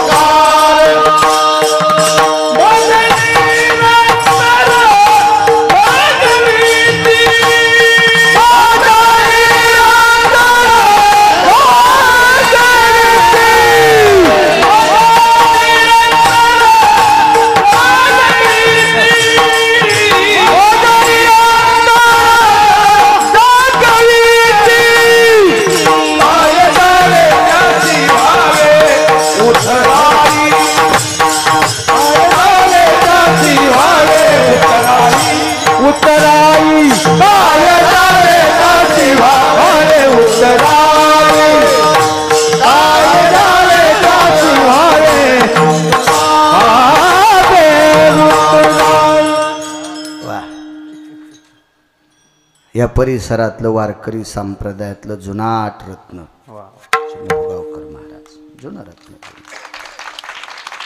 मी मगाशी तुम्हाला एक शब्द बोलून गेलो, धोत्रावाल्याचा आदर जीनच्या पॅन्टीवाल्यांनी करायचा आहे. तसं संप्रदायात सुद्धा ज्या लोकांनी पाठीमागे काम केलंय त्यांचा आदर आपण करायचा केला पाहिजे.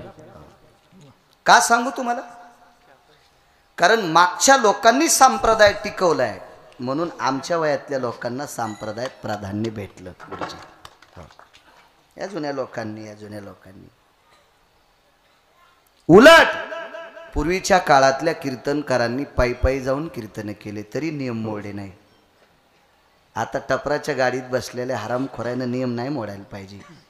माझं एक पाप उदयाला आले. माझा 41 वर्षात मला बसून कीर्तन करावं लागते. माझा 4 फेब्रुवारी 2019ला अपघात झालता, म्हणून बॉयलजनला त्रास आहे. तरी पण म्हणतो वाचिलं हे काय पुण्य असेल देव जाणी, पण बसावं लागतंय हे माझं सुद्धा पाप असेल. विठाला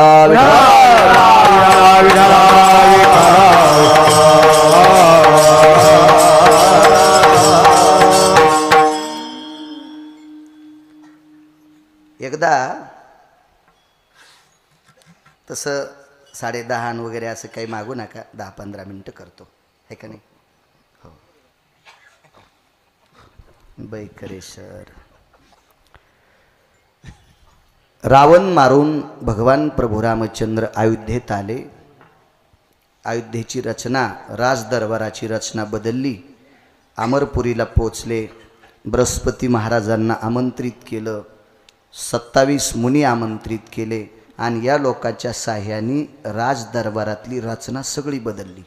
पहिलं सिंहासन काढून टाकलं, सगळं बदललं. आणि राज्याभिषेकाच्या आधी काही दिवसांनी एके दिवशी रात्री जिकडं तिकडं सगळे कारागीर गेल्याच्या नंतर पंढरपुरातले मालक म्हणजे भगवान प्रभू रामचंद्रांनी सीतेंना दरबार दाखविला. आईसाहेबांना विचारलं, बरं आहे का ग दरबार? बरं आहे म्हणले, तुमच्या डोक्याने केलंय ते अर्थी चांगलं आहे, जगाची मालकी. बरं आहे म्हणले, तुमच्या आकाराने केलंय. तर प्रभू रामचंद्रांनी सांगितलं, का गो का असं इतकं सुंदर केलाय, ऋषी मुनींनी याला मान्यता दिली आणि तू का? म्हणे एक बोलू का प्रभू, या दरबारात महामंत्री, महामंत्री, सुमंत्री, प्यादा, गुमास्ता काय लोक असतील सगळ्यांना व्यवस्था केली, पण माझ्या लेकराचं अधिष्ठान आहे की, तर कोण? त्या लेकराचं नाव मारुती आहे. मग ती कशी रचना केली, कुठं केली, काय केली ते तुम्ही रामायण बघा. पण याच्यावर एके दिवशी माझ्या ब्रह्मांडाच्या मालकिनीची हजरी लक्ष्मणजीच्या धर्मपत्नी उर्मिला आईसाहेबांनी घेतली. हे ताई ग, एका नात्यानं बहीण आहे, एका नात्यानं जाऊ आहे, एका नात्यानं बहीण आहे, एका नात्यानं जाऊ आहे, मोठी जाऊ आहे. ताईसाहेब. काय उर्मिला? अहो मला एक म्हणायचं ताईसाहेब, ठीक आहे मारुतीराय अधिकारी आहेत, हनुमंताचा अधिकार मोठा आहे, त्याबद्दल काही दुमत नाही, पण तुम्ही प्रभूंना एवढं वेठीच धरलं. अहो त्यांचा चेहरा नरोज झाला ना, नरोज झाला त्यांचा चेहरा. काय सांगू आता, संता चूप करा, नरोज झाला ना ताईसाहेब. एवढं वेठीच धरलं तुम्ही मालकांना, असं असतं ताईसाहेब. सीताई साहेबांना उर्मिलेला विचारलं, उर्मिला मी हनुमंताचं अधिष्ठान दरबारात असावं असा आग्रह धरणं, प्रभूंचं थोडंसं मनोगत थोड्या वेळापुरता डळमळलं असेल, पण मी असं म्हणणं हे उचित नाही असं तुला वाटतं? नाही असं काय मारुतीकडे? असू दे उर्मिले, असू दे, पुन्हा कधीतरी पाहू. पुन्हा कधी बघायचं ताईसाहेब, कधी बघायचं, पुन्हा कधी बघायचं, कधी बघायचं? उर्मिला तुला कळतंय ना मी तुझी मोठी जाऊ आहे? ताईसाहेब त्याबद्दल दुमत नाही, पण मला सांगा ना असं काय मारुतीकडे? तर उर्मिलेने आग्रह धरल्याच्या नंतर देवा सीताई साहेबांचं तोंड बंद झालं आणि दोन्ही डोळ्यातून 2-2 अश्रूच्या धारा वाहत होत्या, धारा वाहत होत्या. तर उर्मिलाई साहेबांनी जगाची मालकीण सीताई साहेबांना प्रश्न केला, ताईसाहेब माफ करा, मी केलेल्या प्रश्नामुळे जर तुमच्या डोळ्यातून पाणी येत असेल तर माझा प्रश्न वापस घेते, मला नका देऊ उत्तर. तर सीताई साहेबांना सांगितलं, उर्मिले तू केलेल्या प्रश्नाचं उत्तर देण्यासाठी माझी वाणी अपुरी ठरती, म्हणून मी रडते ग, माझी वाणी अपुरी ठरती. तर सीताई साहेबांनी सांगितलं, ताईसाहेब विश्वाची मालकीण आहात तुम्ही, कोणाला श्रीमंत कोणाला भिकारी करायचं तुमच्या हातात आहे, आणि तुम्ही साधा हनुमंताचा अधिकार सांगत असताना रडतात, तुम्ही केवढे आहात? सीताई साहेब होत्या. आईसाहेबांनी उर्मिलेला सांगितलं, उर्मिले मी मोठी आहे असं तुझं मन व्यक्त करतंय का, तुझं मन मानतंय का? उर्मिलेला सांगितलं, आईसाहेब एक लक्षात ठेवा, लग्न झाल्याच्या नंतर जीव प्रपंचाबाहेर व्याप्ती हो, दृष्टाभय दृष्टीशु तक्तांवर होती काया हा सौख्यास्थितीशु. याचा अर्थ फक्त खाली येऊन सांगत नाही, समजून घ्या. लग्न झालेल्या पती पत्नींचं एकमेकावर किती प्रेम असते हे उगच उगच उगच उगच तुम्ही तुमचं ज्या दिवशी लग्न झालंय मंडळीला घेऊन घरी गेलात तो दिवस आठवा, तो दिवस आठवा. किती प्रेम बायकोचं पत्नीवर, पतीवर आणि पतीचं पत्नीवर. आईसाहेब ताईसाहेब माझा आणि माझ्या पतीच्या दोघांच्या मतातला अंतरपट सुटल्याच्या नंतर 1 महिना 18व्या दिवशी माझ्या कपाळाच्या मालकाला मी तुम्हाचा सांभाळ करण्यासाठी पाठिले. त्या अर्थी तुम्ही मला तुम्ही किती आवडत असाल. 1 महिना कितव्या दिवशी? 18व्या. 1 महिना 18 दिवस झाले ते लग्नाला. 1 महिना 18 दिवस.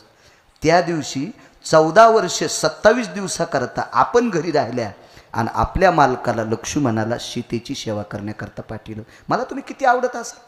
मग एक लक्षात ठेवून मिळे. काय गोड उत्तर दिलंस ग, काय गोड बोलतेस. मग मी इतकी जर तुला आवडत असेल तर तुला लक्ष्मण किती आवडतात. तर उर्मिलेचे 6 श्लोक आहेत ते रामायणात नाहीत, दुसरीकडे आहेत. शोधा, तुम्ही शोधा. मोठाली मोबाईल आहेत तुम्हाला. असं हीच केलं की लगेच कळते. मला तरी बारीकसा आहे. मी घेईन ना आता. माझ्याकडे भरपूर आता तुरी सोयाबीन बी खूप झाली मला यावर्षी. माणिक भाऊ भरपूर झाली. कापूसही चांगला होणार आहे. गेल्या वर्षी खूप झाला. मी हिऱ्याचा घेईल. पण आता 90 वर्ष लुगडं घातलंय. म्हातारपणी कशाला गाऊन घालू नको आहे. त्याच्यामुळे आपल्याला याच्यातच मिळालं. आता आपल्याला दुसरा मला सांगायचं याच्याकरता. तुमच्याकडे जी मोबाईल आहेत ना, काय त्याच्या गुगल म्हणतात ना, त्याच्यावर असं क्लिक केलं की विश्व दाखवते. बघा बघा बघा ते कशात श्लोक आहेत, काय श्लोक आहेत. त्याच्यासाठी संत वाङ्मयामध्ये मधुबाबा पतीचा अधिकार सांगत असताना फार मोठं टोक वापरलंय. जी का भाग्याची आहे हो तिचा पती तिचा देव. जी का भाग्याची आहे हो तिचा पती तिचा देव.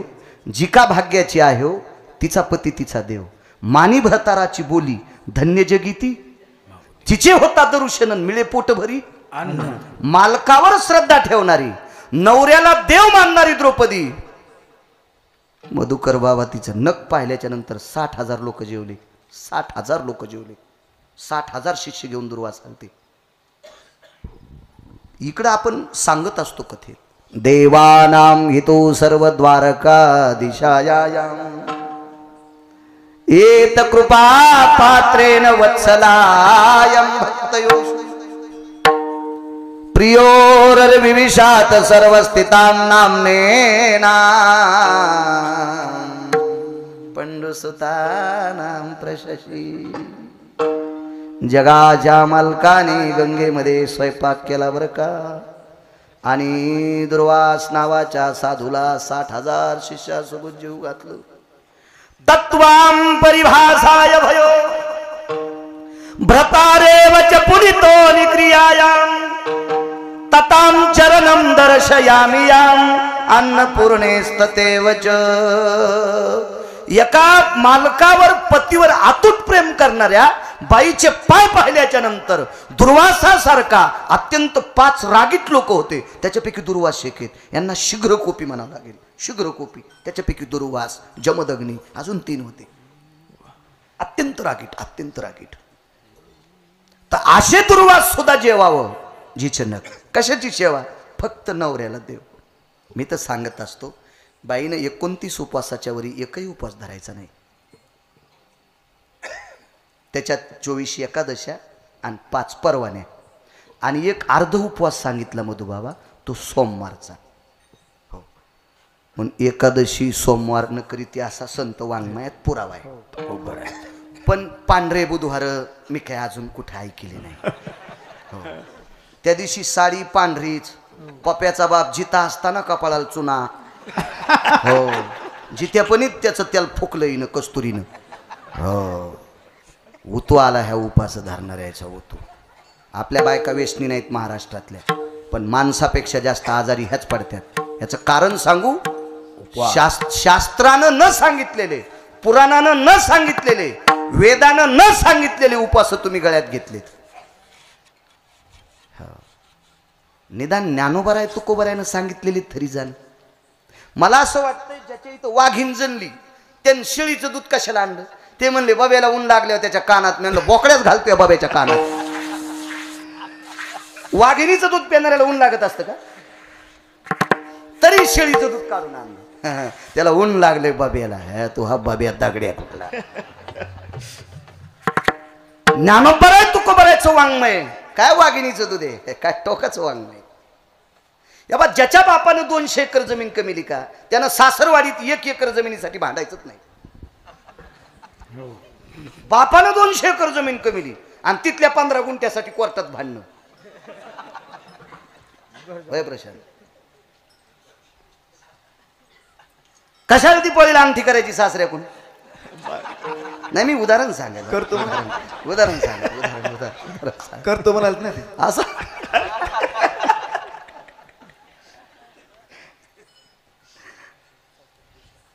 ज्ञानोबा आहे तुकोबा आहे आपले बाप आहेत आणि एवढ्या बापायची लेकरं आहेत. आपण कशाला भिकारचूट बोकंडीवर घ्यायची? केवढ्या मोठ्या संप्रदायातले आपण, केवढ्या मोठ्या संप्रदायातले, तरी ज्याला नाही त्याला डोक्यावर घेऊन नाचायचं, मोडून जाईन एखादीशी बोकांड.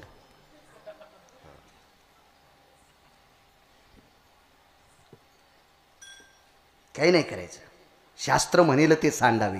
वरे राज्य ही तृण मानावे. क्या बात आहे. घे म्हणितली ही घ्यावी. समुद्र वलयांकित राज्य असेल पण शास्त्रानं पुराणानं वेदानं निषेध सांगितलं ते वाळलेल्या गवताच्या चिवटी इतकं सांगितलंय. हे राज्य ही तृण मानावे, शास्त्र आहे त्यासाठी. या लोकांनी सांगितलेली उपास मानायची, या 18 लोकांनी सांगितलेली देव मानायची. हो, आपल्या धर्माच्या बाहेरच्या लोकांनी ज्ञानोबराय तुकोबरायचा संदेश घेतला. बाबाजी आपल्या धर्माच्या बाहेरच्या लोकांनी ज्ञानोबराय तुकोबरायचा संदेश घेतला. कोण होते कबीर? कबीर मोमीन लतीफा मुसलमान सेना नावी जान विष्णू हे तर आपल्याकडचे होते सेना बाबा. पण लतीफ नावाचा मुसलमान, कबीर नावाचा मुसलमान हे कोण्या कुळातले होते? मुस्लिमाच्या कुळातले. पण ज्ञानोबराय तुकोबरायने सांगितलेल्या नामाची साधना केली. ठाई ठाई सेल्यावरती दिसे राम नाम. शपक पुरावा, शपक पुरा आहे. पण संत वाङ्मयातला ओरिजिनल पुरावा कबीराच्या मागे विणू लागे शेली. ज्ञानोबराय तुकोबरायच्या शब्दावर विश्वास ठेवला. मुसलमानाच्या मोमीन तांबुळ्याच्या कुळात. पानं ऐकणाऱ्याचं कुळ कोणतंय मुसलमानाचं? तांबुळी गजूभाऊ. तांबुळ्याच्या मुसलमानाच्या कुळात जन्माला आलेले कबीर ज्ञानोबराय तुकोबरायचं ऐकलं तर पंढरपुरातला मालक त्यांच्यासोबत शेला येणू लागत होता. शेला अनगडशा नावाचा फकीर मुस्लिम. फकीरा त्यांच्या धर्मातला अद्यवृत्त व्यक्ती असतो. ते बी कोणता फकीर नाही दुकानात धुपन काढणारा. ज्यानं चिमटा वाजल्याच्या नंतर ज्या भागात पाऊस नाही तिथं पाऊस पडत होता. ला इलाहा ला इल्ला ला इलाहा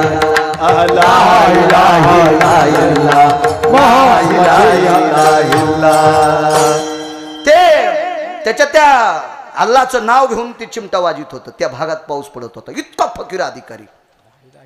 1350 क्विंटल धान्य टाकलं त्याच्यामध्ये तरी ते भरत नव्हतं. आणि त्या कबीरानी त्या फकीरानी मधुबाबा अनगडशा फकीर या संप्रदायाला मान्यता दिली. तर तुकोबरायच्या कन्येनं झटकेल्याला हात फिरवला तर त्याचं कोटुरो भरतंय. म्हणजे त्या कुळातली माणसं आपल्या संप्रदायाला मानतात आणि आपल्या एवढ्या भरगच्च संप्रदायातली माणसं फुरसंग बोकांडीवर घेतात, जळून जातात. कुपाटी लागन घराला, कुपाटी. एकनिष्ठता असलं पाहिजे संप्रदाय. एकनिष्ठता असलं पाहिजे. किती निष्ठा असावं संप्रदायावर. एका माणसाचं लग्न झालं. लग्न झाल्याच्या नंतर संसार सुरू झाला. शेजारी तिचं नाव कस्तुरा होतं.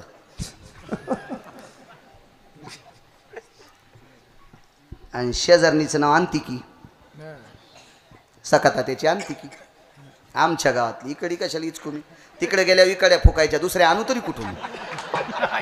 आणि अंतिकी कस्तुरीला म्हणली, कस्तुरा तू अनावरा घोंगडी इतका गोरा आहे ग. तो हा नवरा घोंगडी इतका गोरा आहे. तुम काय म्हणून हसले गुरुजी? का सगळ्या घोंगड्या काळ्याच असतात काही नाही का पांढरी? तो नवरा घोंगडी इतका गोरा आहे. पण ती जरा ऐकत होती बिचारी. जाऊ द्या म्हणजे जरा बऱ्या घरची होती, सात्विक घरची. पण कोहरं काय कोण 5-6 महिन्याच्या नंतर ही म्हणली तो नवरा घोंगडी इतका गोरा आहे. म्हणली असू दिन काळा, पण दिवस माळायच्या आधी बाजाराची पिशवी घेऊन घरी येतोय. तू हगन गोरा पाणी पण बस स्टँडच्या मुतारीला पाहावं लागतोय कुठं झोपलाय. मला विनोद नाही सांगायचा. त्या बाईच्या आपल्या नवऱ्यावर किती श्रद्धा. पतिव्रते जायचा तितका आपला देव आणि आपला संप्रदाय तितका आवडला पाहिजे. तितका आवडला पाहिजे आपला संप्रदाय तितका आवडा. हो काय खाते कणगिला आणि गाते इरलेला. पतिव्रता नेने क्या अनेकाची स्तुती क्या बात है. सर्व भावे पती ध्यानी म्हणी. तिला पतिव्रता म्हणायचंय, दुसऱ्याची स्तुतीच ऐकायची नाही. मधुबाबा, रावणानं सीतेला वश करण्यासाठी काही राक्षसनी पाठिल्या. आगंधा, भयगंधा आणि पार्श्वगंधा या तिघींची नाव आहेत. रामायण बघायचं नाही. पुन्हा रामायण बघितलं म्हणते बाळ्यान कशातलं सांगितलं, ऊसातलं सांगितलं का? हा वाचवणं सुमळ्या दुसऱ्या ग्रंथात सापडत आहे. ह्या तिघी मायावी राक्षसी होत्या मधुबा. ह्या गेल्या सीतेला वाटेल तर प्रयत्न केला पण ऐकतच नव्हते. शेवटी रामाची चेष्टा करायला सुरुवात केली. रामप्रभूची चेष्टा. 3 श्लोकाचा प्रभेद आला. एतो नाम श्रवण इंद्रियाणाम भग्नानाम जायते नस्तितेषु चक्षुरेण प्रेरायो अंधान भयुषु. ज्या कानानं ऐकले ते कान बहिरे हो. ज्या डोळ्यानं मालकाची निंदा करणारी पाहिली ते डोळे कायमचे आंधळे हो. या भारतातल्या पवित्र एका त्रेतायुगातल्या स्त्रीचं वाक्य. त्या स्त्रीचं वाक्य. त्याला आपला धर्म आवडला पाहिजे. हो ऐकतच नाही दुसऱ्याची स्तुती. ऐकतच नाही. पैठण मधल्या मालकांनी एक दखल घेतली. हे आठवलं सांगतो. मला ना दे दारे दाता आता गवत उपटायचा म्हणून लांब होतं माणिक भाऊ. असं पैठण मधल्या मालकांचं एक गोड वाक्य. मारुतीरायाला प्रभू रामचंद्रांनी सांगितलं सीतेचा शोध घे. मग सीता कोणतीला म्हणायचं हे त्यानं सांगितलं. जिथं सीतेची वस्ती घडे राम राम स्मरती झाडे तिथले पक्षाही स्मरण घडे पाशान खडे राम स्मरती. दगड खडे गोटे राम राम म्हणू लागले. शेवटचा पुरावा एवढाचा. सांगतो तुम्हाला. आणि ती जी भूमी असल अशी रामराम म्हणत असल ज्या स्त्रीच्या कृपेने ती माझी पत्नी आहे सीता. म्हणले मालक ठीक आहे मी सीताई साहेबाची ओळख लक्षात घेतली पण मी तुमचा दूत आहे त्याने मला ओळखावा ना.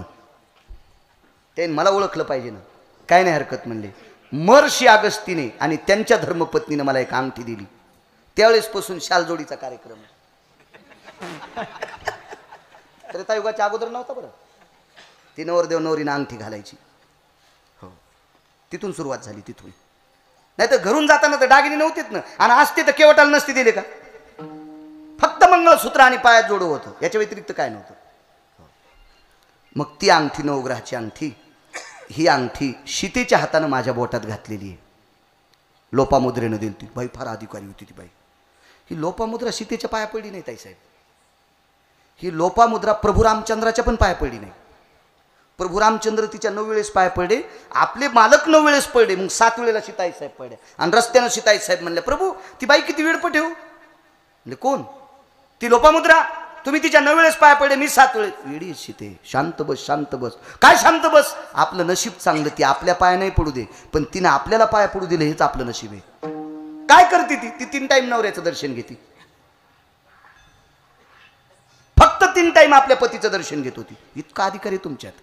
हो बाईनं मालकाची सेवा करायची. घरातल्या वयस्कर माणसांची सेवा करायची. हजारो पंढरपूरच्या वाऱ्या केल्याचं पुण्य प्राप्त होते. हजारो हजारो हजारो हजारो. एक जण बिना चपलाचा पंढरपूरला चलत गेला आणि तिथून आल्यावर चपलानं मायबापाला हाणलं. हे ज्या भागात असेल का त्या भागात भूकंप होत असतो. एक सांगू का तुम्हाला. सगळेचे फुलं चोरून महादेवाला वाहती. हिने एक झाड नाही लावलं. उलट बोकड्या पाळल्यामुळे तुळस बी खाल्ली हिची. इतकी पाकिस्तानी बाई. आणि श्रावण महिन्यात दुसऱ्याचे फुलं वर बडायला लागली गोविंदबुवा. आणि महादेवावर वाहली. हो हो. आणि नवऱ्याला म्हणले यानं बिल घेऊन त्याने 2-4 पानं एक एक आणली. अक्कल आहे का तुम्हाला? 3-3 पानाचा बेल आणीत असते. इतकुशी अक्कल नाही. अशी बाई ज्या भागात आहे त्या भागात दुष्काळ पडतो. गळ्यात शपथ खोटं बोलत नाही. आमच्या भागात नाही बाबा असलं. नाही नसेल.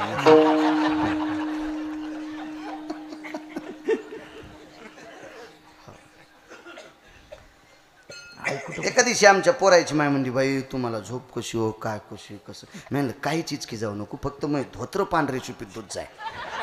हो ते आम्ही धुण्याला बाई लावलेली ती बाई म्हणजे मशीनच.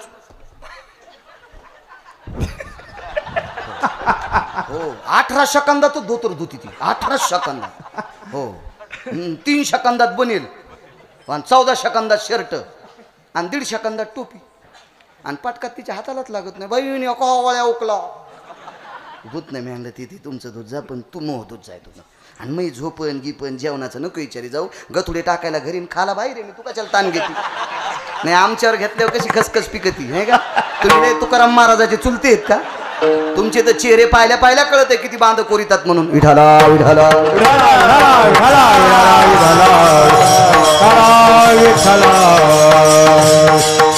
अंगठी दिली मधुवा.